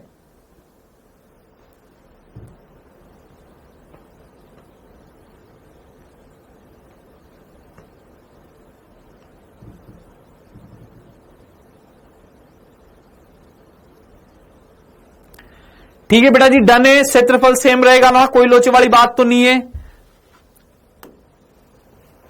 अब बेटा एक क्वेश्चन अपने आते हैं, देखो अपने अभी तक तो देखो सिलेबस की अगर बात करूं या क्वेश्चन पूछे जाने की अगर बेटा बात करूं तो बेटा 2 रोड के कॉम्बिनेशन से ज्यादा का क्वेश्चन अभी तक आज दिन तक पूछा नहीं गया है नीट के एग्जाम में। ये 2 रोड का जो कॉम्बिनेशन है बेटा, यहां से ज्यादा अभी तक पूछा नहीं गया है क्वेश्चन कभी नीट के एग्जाम में, 2 रोड के कॉम्बिनेशन से ज्यादा। ये जो जंक्शन का टेम्परेचर अपन निकाल रहे हैं, ये जो जंक्शन का टेम्परेचर अपन निकाल रहे हैं, इस जंक्शन के टेम्परेचर का क्वेश्चन बेटा 2 बार से ज्यादा, मतलब 2 छड़ से ज्यादा अभी तक नहीं पूछा गया है कि 2 छड़ से ज्यादा का कॉम्बिनेशन हो, तो अभी तक नहीं पूछा गया है। मैक्सिमम कितने का पूछा गया है, 2 छड़ का। और 2 छड़ के भी बेटा डायरेक्ट फॉर्मूले पूछे गए हैं, डायरेक्ट फॉर्मूले। ठीक है ना बेटा जी। तो अब मैं बात कर रहा हूं कि अगर 2 से ज्यादा छड़ हो जाए, 3 छड़ आ जाए, तो कैसे सोल्व करेंगे, सुनना बेटा जी मेरी बात को। उसके लिए बेटा एक नियम पढ़ रहे हैं, केसीएल, किरचॉफ करंट नियम। केसीएल, किरचॉफ करंट नियम, पूरा नाम नहीं लिख रहा हूं, किरचॉफ का करंट नियम, किरचॉफ का धारा नियम, पूरा नाम नहीं लिख रहा हूं। तुम करंट इलेक्ट्रिसिटी में पढ़ चुके हो केसीएल, और तुम जानते होंगे बेटा, तुम जानते होंगे कि summation I is equal to क्या होता है बेटा, 0 होता है। जहां पे भी किसी भी जंक्शन के लिए, किसी भी जंक्शन के लिए समेशन आई कितना होता है बेटा, 0 होता है। Summation I is equal to क्या होता है बेटा, 0। जहां पर आई इनकमिंग को तो क्या लिखा जाता है, आई इनकमिंग को तो क्या लिखा जाता है, पॉजिटिव। और बेटा आई आउटगोइंग को क्या लिखा जाता है, आई आउटगोइंग को क्या लिखा जाता है बेटा, नेगेटिव लिखा जाता है। यहां से बेटा अगर मैं बोलूं इसमें I1 करंट आ रही है, इन दोनों में I2 और I3 करंट जा रही है, समेशन आई इक्वल टू 0 कैसे लिखोगे बताओ। समेशन आए बेटा मतलब एलजेब्रिक समय बेटा, एलजेब्रिक समय। अदिश योग में बेटा प्लस माइनस का ध्यान रखना जरूरी होता है। तो बेटा जो भी इनकमिंग करंट है सब करंट लिखेंगे summation I equal to 0। Incoming के आगे क्या लगाएंगे, प्लस प्लस, आउटगोइंग के आगे क्या लगाएंगे, माइनस माइनस। तो बेटा यहां से जो मुझे देखने को मिलता है वो ये है कि I1 minus I2 minus I3 equal to 0। यहां पर I1 equal to I2 plus I3 ये आएगा बेटा। और इसका मतलब क्या है बेटा, आई इनकमिंग का परिमाण बराबर बेटा आई आउटगोइंग का परिमाण। आई इनकमिंग का परिमाण बराबर आई आउटगोइंग का परिमाण।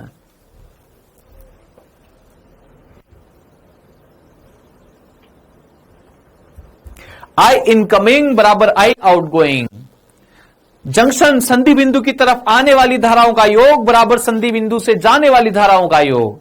किसी ब्रांच में तो बेटा करंट आ रही होगी, किसी ब्रांच में से करंट बेटा जा रही होगी। संधि बिंदु पर जितने भी तार जुड़े हुए हैं, कुछ तारों में तो करंट आ रही होगी, कुछ तारों में करंट जा रही होगी।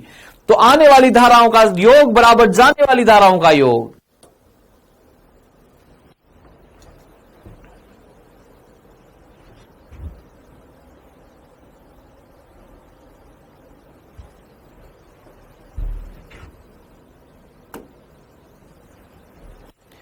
एग्जाम्पल की बात कर रहा हूं, है ना, एग्जाम्पल से समझते हैं, डायरेक्ट एग्जाम्पल से समझते हैं। जिनको भी थोड़ा बहुत लोचा बचता है एग्जाम्पल से समझना, एग्जाम्पल पे ध्यान देना, समझना क्वेश्चन को। बेटा तुमसे बोल दिया जाए कि बेटा ये वाली करंट तो कितनी है 90 डिग्री सेंटीग्रेड, ये वाला तापमान कितना है 80 डिग्री सेंटीग्रेड, ये वाला टेम्परेचर कितना है 70 डिग्री सेंटीग्रेड, इस संधि बिंदु का तापमान बताइए, टी नोड बताइए बच्चों, टी नोड बताइए। और तुमसे बोला जा रहा है तीनों छड़ों के लिए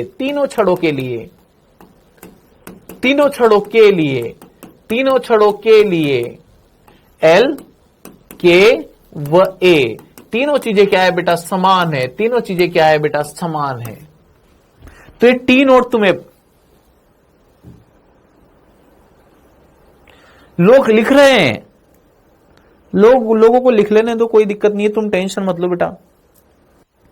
लिखते क्यों तुम केवल क्वेश्चन की प्रैक्टिस के लिए रफ रजिस्टर लेके बैठो, बस क्वेश्चन आ रहा है तो करना है, बाकी थ्योरी में से जो तुम्हारा मानो कि यहां इंपॉर्टेंट पॉइंट है वो लिखो, बाकी सब तुम्हारे पास स्लाइड पहुंच जाएगी।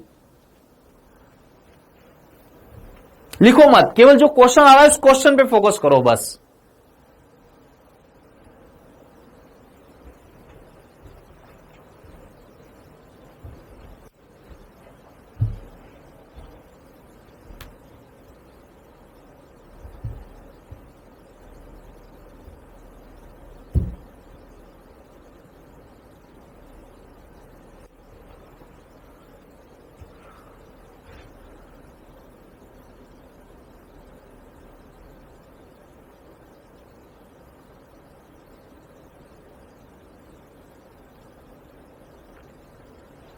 अब सुनना बेटा जी बात को, देखो अपन ने बोला कि कुछ में करंट आएगी, कुछ में करंट जाएगी। सुनो बेटा जी सुनो, कुछ में करंट आएगी, कुछ में करंट जाएगी। इनकमिंग इज इक्वल टू क्या लिखेंगे बेटा, आउटगोइंग लिखेंगे।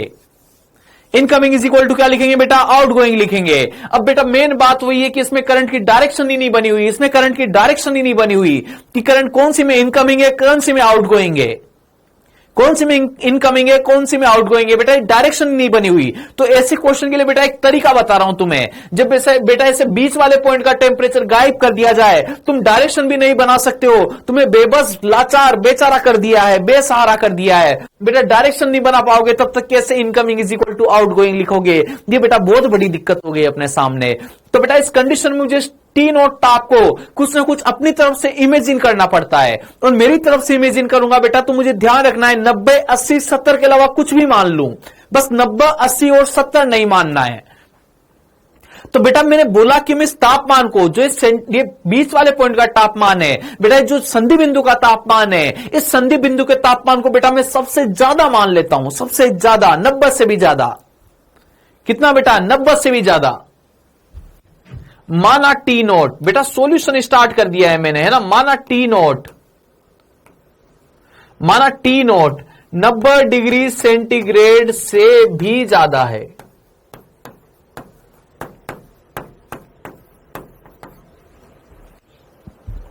और बेटा अगर ये 90 डिग्री सेंटीग्रेड से भी ज्यादा है तो बेटा अगर ये वाला तापमान सबसे ज्यादा है तो बेटा धारा का प्रवाह किधर होता है, उष्मा का प्रवाह किधर होता है, उच्च ताप से निम्न ताप होता है क्या। तो बेटा इस सेंटर वाले पॉइंट से धारा इसमें भी किधर जाएगी, बाहर, इसमें भी किधर जाएगी, बाहर, इसमें भी किधर जाएगी, बाहर। उच्च ताप से किधर जाएगी बेटा, निम्न ताप की तरह। जैसे बेटा 100 मान लेते हैं, बिल्कुल सही बात बोलिए, जैसे कितना मान लेते हैं, 100 मान लेते हैं। माना टी नोट बराबर 100, 90 डिग्री सेंटीग्रेड से भी क्या है बेटा, ज्यादा है। अच्छा बेटा अगर 100 मान लिया, तुमने 100 मान लिया, इसका बेटा करंट की डायरेक्शन बनाने के लिए 100 माना है ना, वैल्यू 100 नहीं है, केवल अपन ने करंट की डायरेक्शन बनाने के लिए 100 मान लिया। अच्छा फिर 100 से कम भी हो रहा होगा अगर, तो अपने ऑटोमेटिक अपनी डायरेक्शन वैल्यू सब एडजस्ट कर लेता है। बस केवल एक बार डायरेक्शन बनाने के लिए उसको मानना है पहले, उसके बाद अपनी वैल्यू वो ऑटोमेटिक एडजस्ट करेगा। तो मान लिया बेटा ये कितना है, 90 से भी ज्यादा है, 100 है, सबसे ज्यादा है, तीनों कॉर्नर से ज्यादा है। बेटा अगर इस सेंटर वाला तापमान सबसे ज्यादा है तो यहां से धारा का प्रवाह किधर होगा, 80 वाले में भी होगा, इसमें भी होगा, इसमें भी होगा। उष्मा का प्रवाह हमेशा क्या होता है, उच्च ताप से निम्न ताप की ओर होता है। ये तो सबसे उच्च हो गया, तो यहां से किधर, निम्न की तरफ, यहां से किधर, निम्न की तरफ, यहां से किधर, निम्न की तरफ। तीनों में करंट क्या हो जाएगी बेटा, आउटगोइंग हो जाएगी। तीनों में करंट क्या हो जाएगी बेटा, आउटगोइंग हो जाएगी। और बेटा अगर तीनों में करंट आउट गोइंग हो जाएगी तो मैं इसमें लिख देता हूं कितनी बेटा I1, इसमें लिख देता हूं बेटा कितनी I2, इसमें लिख देता हूं बेटा कितनी I3। यहां से बेटा क्वेश्चन को सोल्व करना अपन ने स्टार्ट कर दिया है। मुझे पता है बेटा तीनों करंट क्या हो गई, आउट गोइंग हो गई। बेटा मेरे पास कंसेप्ट क्या होता है, कंसेप्ट मेरे पास क्या होता है बेटा, concept I incoming is equal to क्या होता है बेटा, I outgoing. I incoming is equal to क्या होता है बेटा, आई आउट गोइंग। बेटा मुझे पता है आउट गोइंग तो कितनी है, I1 प्लस I2 प्लस कितनी है बेटा, I3 है, इज इक्वल टू इनकमिंग कितनी है बेटा, 0 है। क्या देखो इनकमिंग कितनी है, 0 दिख रही है क्या, तो तीनों का सम इक्वल टू क्या कर दिया बेटा जी, 0 कर दिया। अच्छा बेटा जी अब लिख रहा हूं I1 लिख रहा हूं, है ना, I1 यहां से लेकर यहां तक की धारा, यहां से लेकर यहां तक की धारा। बेटा एक ही छड़ है क्या यहां से यहां तक में, और बेटा L K A समान दे रखे हैं तो तीनों के कितने मान लेता हूं, L K A मान लेता हूं। समान दे रखे हैं तो सबकी चालकता K, सबकी लंबाई L, सबका क्षेत्रफल A। तो बेटा पहली वाली छड़ के लिए लिख रहा हूं, है ना, ऐसे लिख देता हूं इसको, I1 plus I2 plus I3 equal to 0। I1 की जगह बोलो क्या लिखोगे, KA by L whole multiplied by T nought minus 90। बेटा TL TH minus TL, T nought को सबसे ज्यादा माना है, हाई टेम्परेचर T नोट है, TH माइनस TL लिखना है। फिर बेटा सेकंड वाले में देखो, सेकंड वाले में क्या लिखोगे, KA by L, conductivity area length सबकी सेम है, KA by L whole multiplied by क्या लिखोगे बेटा, T नोट माइनस 80। और बेटा third term KA by L whole multiplied by T nought minus 70, और क्या लिख दोगे बेटा, 0 लिख दोगे। क्या देखो, अच्छा बेटा KA बाई L तीनों में कॉमन आ रहा है क्या, KA बाई L तीनों में कॉमन आ रहा है क्या, बेटा देखो KA बाई L तीनों में कॉमन आ रहा है क्या, KA बाई L तीनों में कॉमन आ रहा है क्या, तो बेटा KA बाई L को कॉमन ले दिया, ब्रैकेट में क्या बचेगा बेटा, T नोट माइनस 90 प्लस क्या बचेगा बेटा, T नोट माइनस 80 प्लस क्या बचेगा बेटा, T नोट माइनस 70, यही बचेगा क्या बेटा जी, इक्वल टू क्या लिख दोगे, 0 लिख दोगे। और 0 लिख दोगे तो ये सब 0 के अपोन में चला जाएगा क्या बेटा, 0 के अपोन में चला जाएगा क्या, KA बाई L वाली पूरी टर्म किधर चली जाएगी, 0 के अपोन में। बेटा क्या बचेगा, केवल T naught T naught T naught, कितना हो जाएगा बेटा, 3T नोट बचेगा, 3T naught minus 90 minus 80 minus 70 equal to क्या बेटा, 0।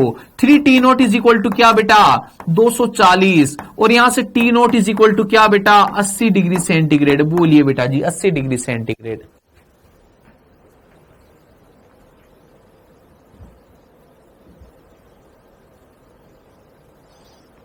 अस्सी डिग्री सेंटीग्रेड बेटा जी, बोलिए, कोई दिक्कत हो तो बोलिए। बेटा जब भी संधि बिंदु का तापमान पूछा जाए, बीच वाले सेंटर का तापमान छोड़ रखा हो तो बेटा डायरेक्शन पहले से अपन नहीं बना सकते, अपन को तापमान को कुछ ना कुछ मानना पड़ेगा, और अपन ने फंडा बना लिया कि बीच वाले तापमान को सबसे ज्यादा मान लेंगे, बीच वाले तापमान को सबसे ज्यादा मान लेंगे, अपन ने फंडा बना लिया कि बीच वाले तापमान को सबसे ज्यादा मान लेंगे।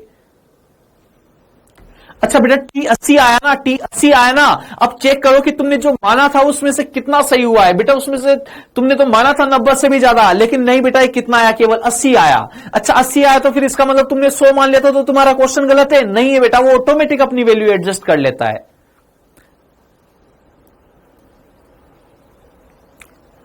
ऑटोमेटिक बेटा अपनी वैल्यू एडजस्ट कर लेता है।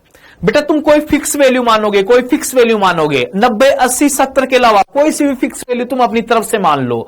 बेटा जैसे तुमने 100 माना है, ऐसे तुम्हारी इच्छा होती तो तुम बेटा 85 भी मान सकते थे, 85 भी मान सकते थे। बेटा वो मानना इसलिए ताकि तुम करंट की डायरेक्शन लिख पाओ एक बार, उसके बाद बेटा अपने आप वैल्यू एडजस्ट हो जाती है। जैसे बेटा मान लो तुमने 100 माना और T कितना आ गया बेटा, 80 आ गया, T 80 आ गया, तो बेटा जो तुमने I1 लिखा था ना, वो I1 ऑटोमेटिक नेगेटिव हो जाएगा। देखो I1 की वैल्यू ऑटोमेटिक नेगेटिव आएगी। T नोट कितना है, 80, I1 ऑटोमेटिक 80 माइनस 90, बेटा कितना हो गया, नेगेटिव हो गया है क्या, और बेटा नेगेटिव हो गया, इसका मतलब जिधर तुमने माना था उधर नहीं है, बल्कि इसके अपोजिट डायरेक्शन में फ्लो हो रही है। तो बेटा जो तुमने माना था उसी हिसाब से तुमने लिखा। अगर आंसर उसका उल्टा आया, 90 से कम आया बेटा, तो ऑटोमेटिक जो करंट तुमने इधर मान रखी थी, जो करंट तुमने लिख रखी है बेटा, उसका मान क्या आ रहा है, ऋणात्मक आ रहा है, मतलब जिधर तुमने बना रखी है उधर नहीं है बेटा, उसके विपरीत दिशा में प्रवाहित हो रही है। वो ऑटोमेटिक अपनी वैल्यू एडजस्ट करता है बेटा, ऑटोमेटिक अपनी वैल्यू एडजस्ट करेगा।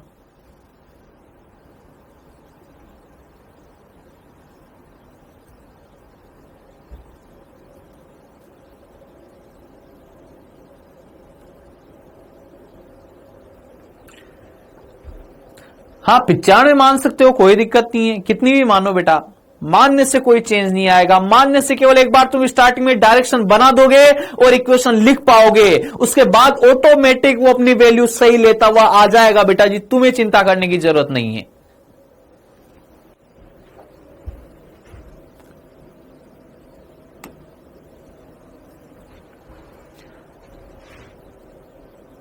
अच्छा, क्या मैं इस क्वेश्चन को ऐसे भी कर सकता था क्या? सुनो, T naught is equal to T1 plus T2 plus T3 divided by 3। तुमने बहुत जगह घूम फिर के किया, मैंने डायरेक्ट ऐसे कर दिया।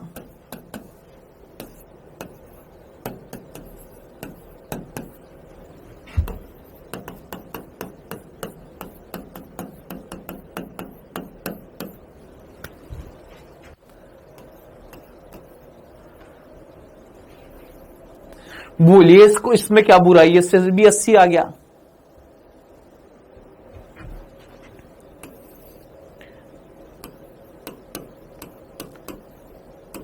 यदि छड़े सर्वसम हो, यदि छड़े सर्वसम हो, यदि बेटा छड़े क्या हो? सर्वसम हो,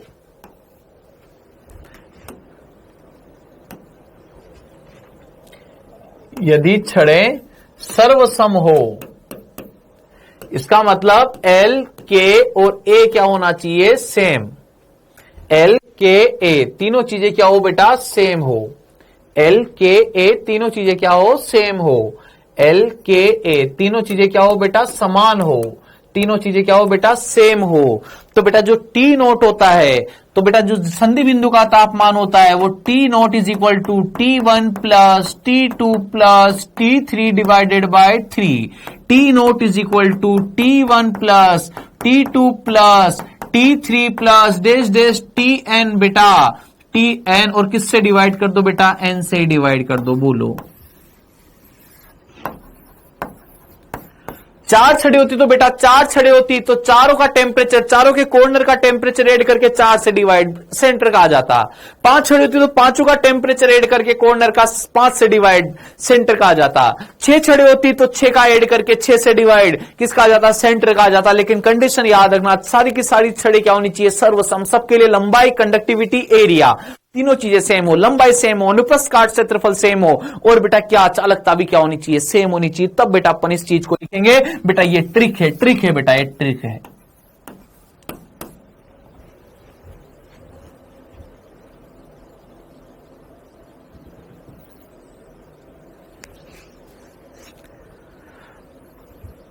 ओके बेटा जी, तो बेटा चालन वाला पार्ट अपना कंप्लीट हो चुका है। बेटा अपन चलते हैं संवहन पे। किस पे चलते हैं बेटा? संवहन पे।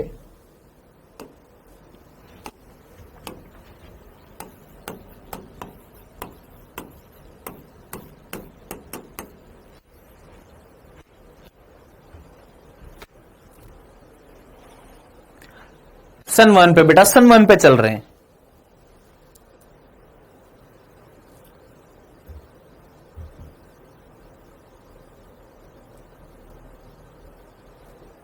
डायरेक्शन बेटा किसकी डायरेक्शन की बात कर रहे हो? डायरेक्शन किसकी बात कर रहे हो? डायरेक्शन संधि बिंदु का तापमान पूछा जाएगा। बेटा डायरेक्शन देखो इस वाले में, बताओ बेटा पहले वाले की, पहले वाले में देखो, पहला वाला I1 तुमने ये लिखा है क्या? देखो ये लिखा है क्या?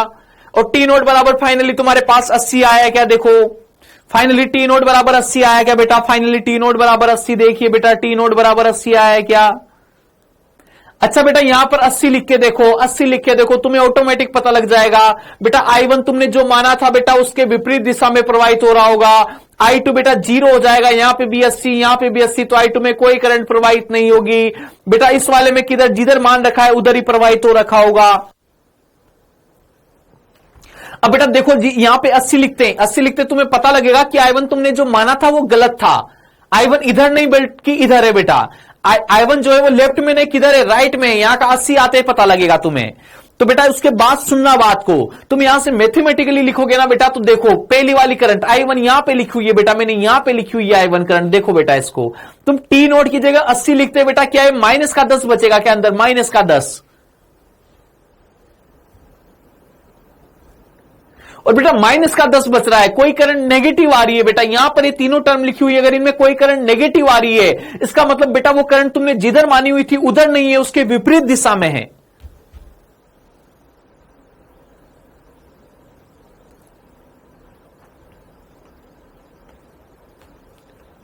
समझो क्या बेटा, समझो क्या? एक्चुअलिटी में करंट किधर फ्लो हो रही होगी बेटा, क्वेश्चन सोल्व करने के लिए तो मैंने रेंडमली किधर मान लिया, उसको सबसे ज्यादा मान लिया, तीनों करंट क्या लिख दी, आउटगोइंग लिख दी। मैंने बोला टी नोट की वैल्यू ऑटोमेटिक एडजस्ट करेगी सब चीजों को, टी नोट की वैल्यू ऑटोमेटिक एडजस्ट करेगी सब चीजों को। फिर जब आंसर आ गया मेरे पास कि टी नोट बराबर 80 है, तो टी नोट बराबर जब 80 आया बेटा, तब मैंने बोला कि 80 आया तब मैं चेक करूंगा, तब मुझे एक्चुअल डायरेक्शन पता लगेगी।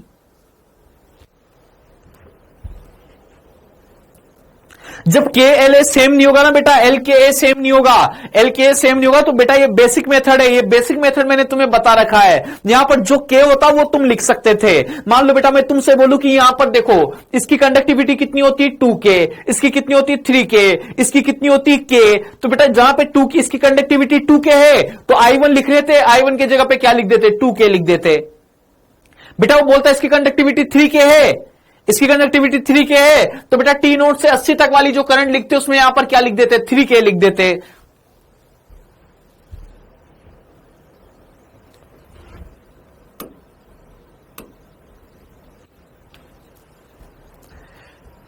ट्रिक तभी लगेगी बेटा जब एल के और ए सेम होना चाहिए। अगर ट्रिक एल के ए सेम नहीं हो तो बेटा एक एक के लिए लिखेंगे, एक एक के लिए I1 plus I2 plus I3 equal to 0 करके लिखेंगे।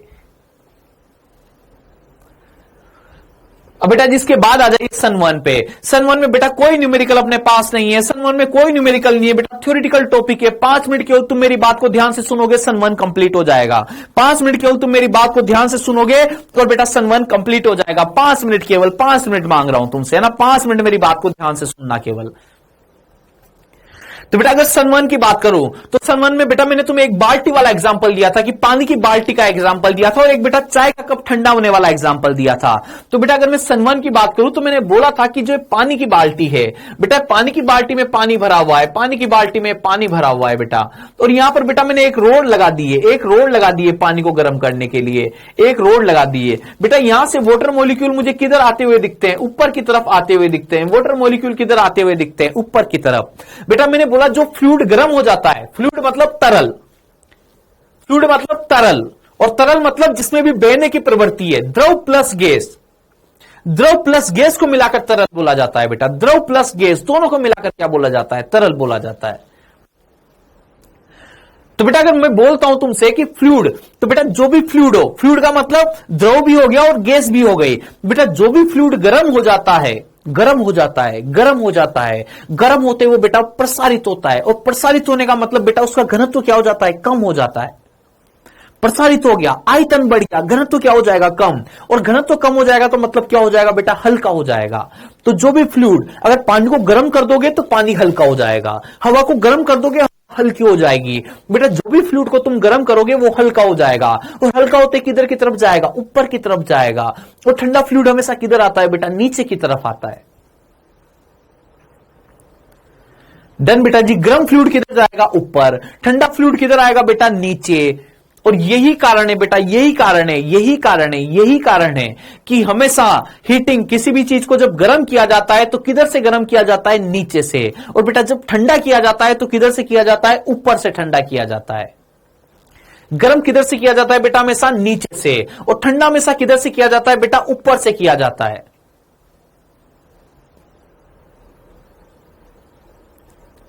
गैस देखा होगा बेटा, पानी को गर्म कर रहे हैं, गैस किधर की तरफ, गैस की लो किधर की तरफ, नीचे की तरफ।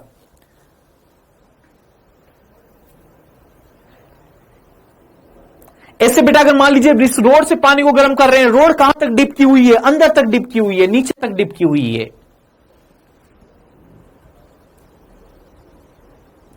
कारण सुनिएगा बेटा ऐसा क्यों होता है, कारण सुनिएगा ऐसा क्यों होता है, क्योंकि बेटा ठंडे फ्लूइड की प्रवृत्ति किधर है, ठंडा फ्लूइड हमेशा किधर की तरफ आएगा, ठंडा फ्लूइड भारी होने की वजह से किधर आएगा, हमेशा नीचे की तरफ। इस गर्म करने वाली सोर्स की जरूरत किसको रहेगी, ठंडे फ्लूइड को रहेगी।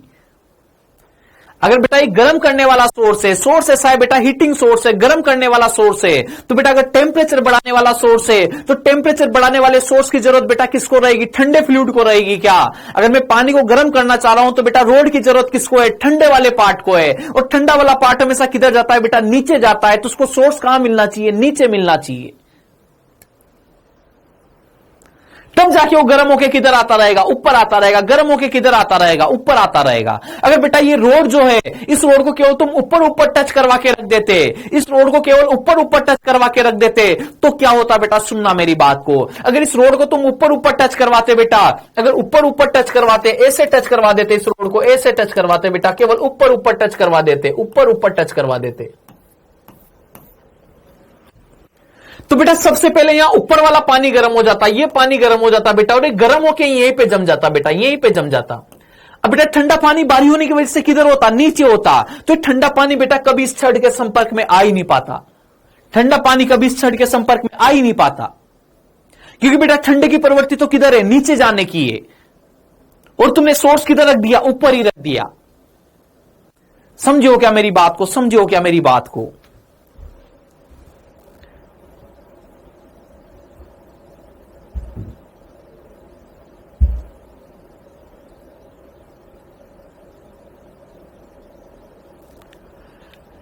अच्छा बेटा एसी बताओ, एसी की जरूरत किसके लिए होती है? एसी क्या करता है? कूलिंग का काम करता है। एसी देखो किसका काम करता है? कूलिंग का।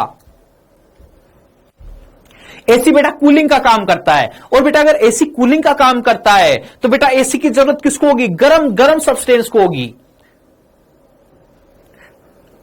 और गर्म वाला पार्ट किधर जाता है बेटा? फ्लूइड का गर्म पार्ट, गर्म हवा किधर जाएगी? ऊपर जाएगी। गर्म हवा किधर जाएगी? ऊपर।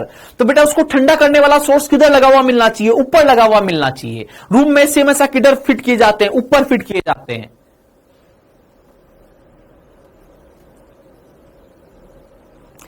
अच्छा बताओ, अगर तुम रूम में एसी नीचे लगा देते तो क्या होता? रूम में एसी नीचे लगा देते तो क्या होता?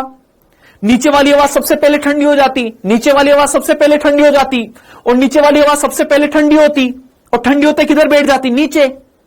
नीचे। और गर्म हवा किधर रहती? ऊपर। अब तुमने एसी भी किधर लगा रखा है? नीचे लगा रखा है।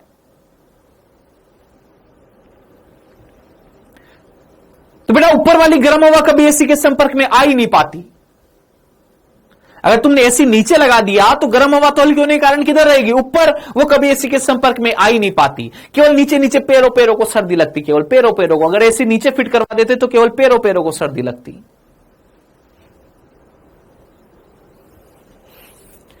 तो बेटा हीटिंग सोर्स हमेशा किधर होता है? हीटिंग सोर्स हमेशा किधर होता है? नीचे। कूलिंग सोर्स हमेशा किधर होता है? ऊपर। क्योंकि कूलिंग सोर्स की जरूरत किसको है? कूलिंग सोर्स की जरूरत किसको है? गर्म तरल को। और गर्म तरल किधर जाता है? ऊपर रहता है। ऐसे बेटा हीटिंग सोर्स की जरूरत किसको है? ठंडे तरल को। और ठंडा तरल हमेशा किधर होता है? नीचे। याद रहेगी बात, है ना? तो बेटा याद रखना, हीटिंग हमेशा किधर से करते हैं? लोअर एंड से। कूलिंग किधर?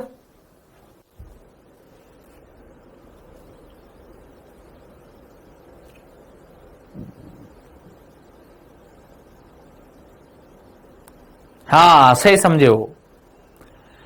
तो बेटा याद रखना कि कूलिंग हमेशा किधर से? अपर एंड से। एसी का एग्जांपल याद रखना। हीटिंग हमेशा किधर से? लोअर एंड से। गैस या रोड का एग्जांपल याद रखना। कूलिंग हमेशा किधर से की जाती है? अपर एंड से। हीटिंग हमेशा किधर से की जाती है? लोअर एंड से। डन बेटा, याद रहेगी बात।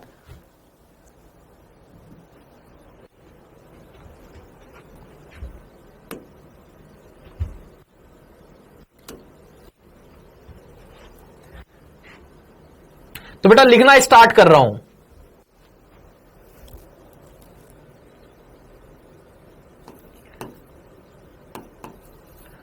पदार्थ को गरम निचले सिरे से, या फिर डायरेक्ट लिखो हीटिंग सोर्स नीचे की तरफ, हीटिंग सोर्स नीचे की तरफ और कूलिंग सोर्स ऊपर की तरफ स्थित होना चाहिए।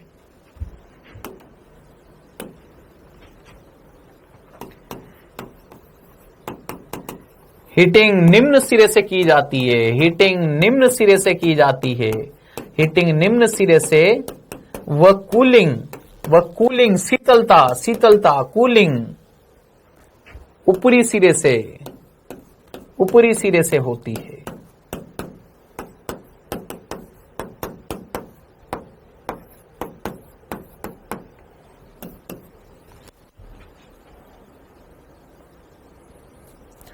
आज क्लास यूट्यूब पे 2 मिनट रुको, केवल 2 मिनट रुको, केवल 2 मिनट रुको, ये लो। अच्छा बेटा,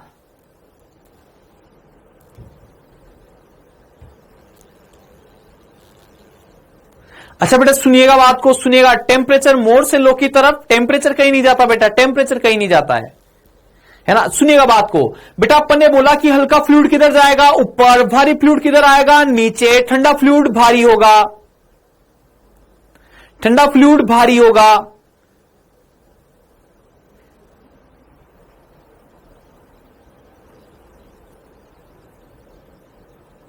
ठंडा फ्लूइड क्या होगा बेटा, भारी होगा। वो किधर आता है, नीचे की तरफ। भारी गर्म फ्लूइड क्या होगा, हल्का होगा। किधर जाता है, ऊपर की तरफ। लेकिन बेटा ये हल्का और भारी का अंतर तब तक ही है बेटा जब तक वहां पर गुरुत्वाकर्षण हो। प्रेशर को कोई इंक्लूड नहीं करना है, प्रेशर को कोई इंक्लूड नहीं करना है, प्रेशर को कोई इंक्लूड नहीं करना है बेटा। गर्म फ्लूइड हल्का है, ठंडा फ्लूइड भारी है। हल्का फ्लूइड ऊपर जाएगा, भारी फ्लूइड नीचे आएगा। हल्के और भारी का डिफरेंस तब तक ये बेटा जब तक वहां पर गुरुत्वाकर्षण है। अगर बेटा गुरुत्वाकर्षण नहीं होता, गुरुत्वाकर्षण नहीं होता तो कोई सा भी हल्का नहीं है, कोई सा भी भारी नहीं है बेटा। जहां पर गुरुत्वाकर्षण ना हो वहां पर संवहन संभव नहीं है। जहां पर गुरुत्वाकर्षण ना हो वहां पर प्राकृतिक संभव नहीं है। जहां पर गुरुत्वाकर्षण ना हो वहां पर प्राकृतिक संवहन संभव नहीं है।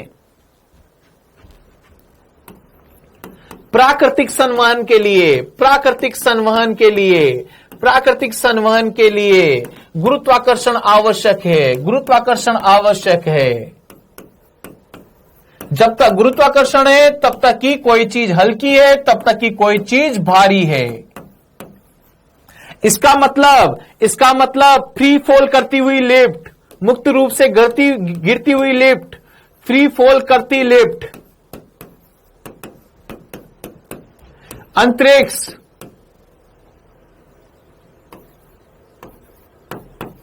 अंतरिक्ष या फिर कोई सैटेलाइट उपग्रह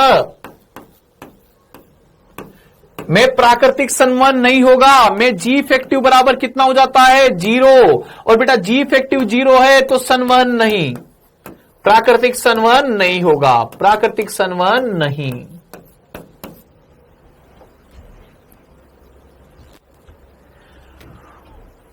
और बेटा प्राकृतिक संवहन के उदाहरण कौन कौन से है, प्राकृतिक संवहन के उदाहरण, प्राकृतिक संवहन के उदाहरण डायरेक्ट याद रखने। डायरेक्ट उदाहरण पूछे जाते हैं कि ये किसका उदाहरण है, तो बेटा डायरेक्ट याद रखना ये उदाहरण किसका है, प्राकृतिक संवहन के। सबसे पहले इसके उदाहरण बेटा, इसके उदाहरण, प्राकृतिक संवहन के उदाहरण। तो बेटा प्राकृतिक संवहन के उदाहरण क्या होते हैं, नाम डायरेक्ट याद रखना बेटा। जल समीर, जल समीर व थल समीर, जल समीर व थल समीर। दूसरा वाला बेटा, दूसरा वाला क्या रहेगा बेटा, मानसून। दूसरा वाला क्या रहेगा बेटा, मानसून। थर्ड नंबर वाला क्या रहेगा बेटा, थर्ड नंबर वाला व्यापारिक हवाएं, व्यापारिक हवाएं, व्यापारिक हवाएं। 4 नंबर पे क्या रहेगा बेटा, संवातन। 4 नंबर पे क्या रहेगा बेटा, संवातन।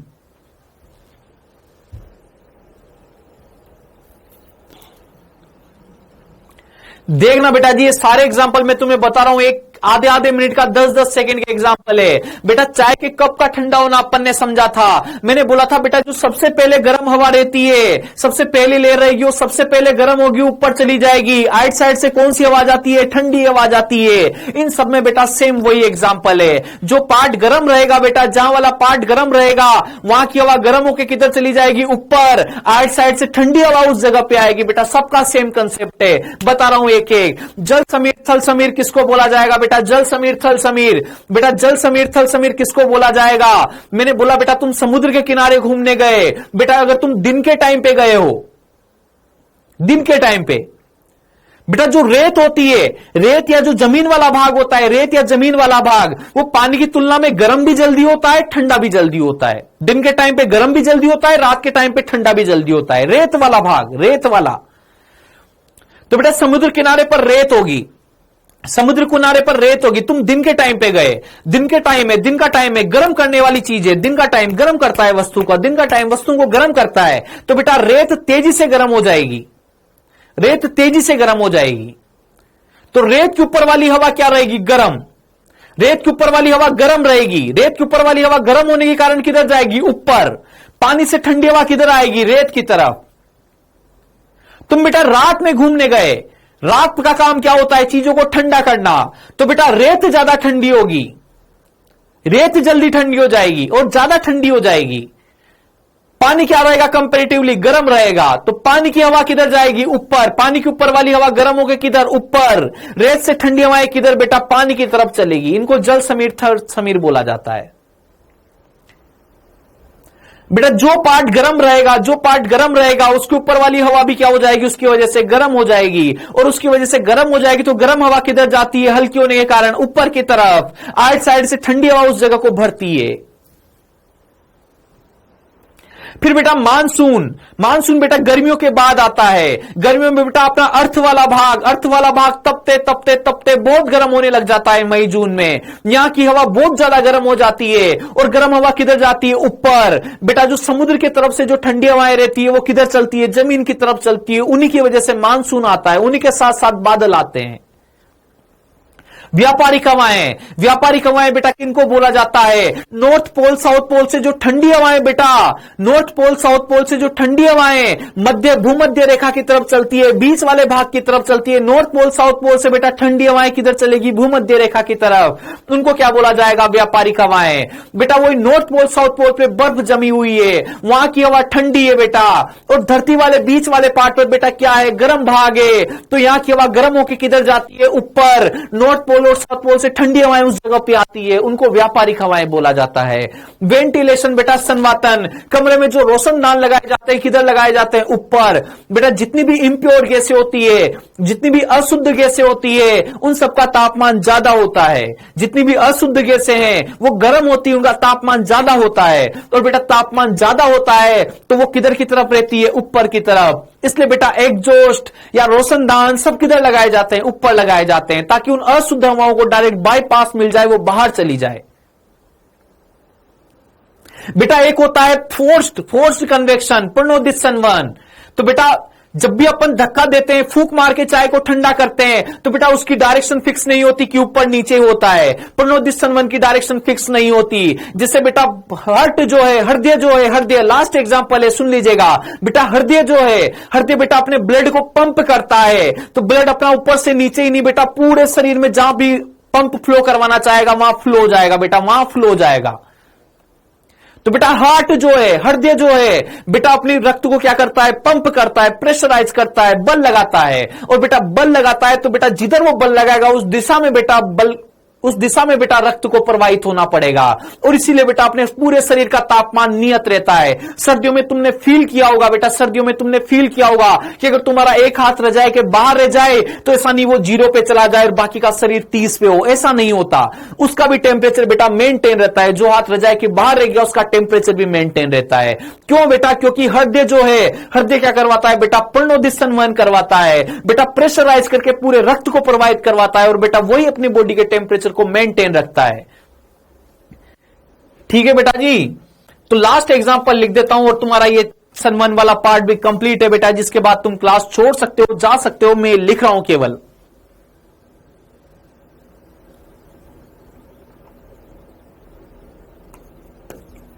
रक्त प्रवाह, रक्त प्रवाह, प्रणोदित संवहन, प्रणोदित संवहन के कारण मनुष्य का ताप, मनुष्य के शरीर का ताप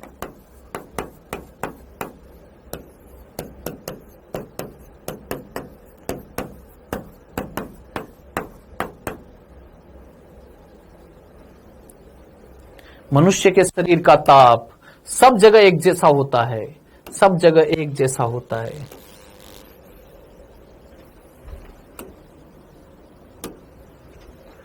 सब जगह एक जैसा होता है।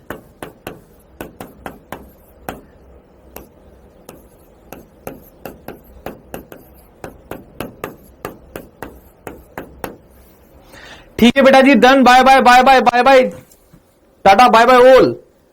पीडीएफ भिजवा देता हूं, वो भी है ना।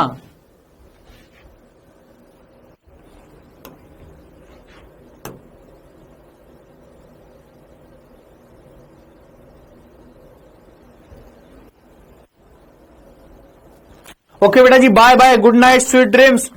ओके बेटा जी, bye bye bye, good night, sweet dreams all of you, sweet dreams, good night. Okay बेटा जी, बाय।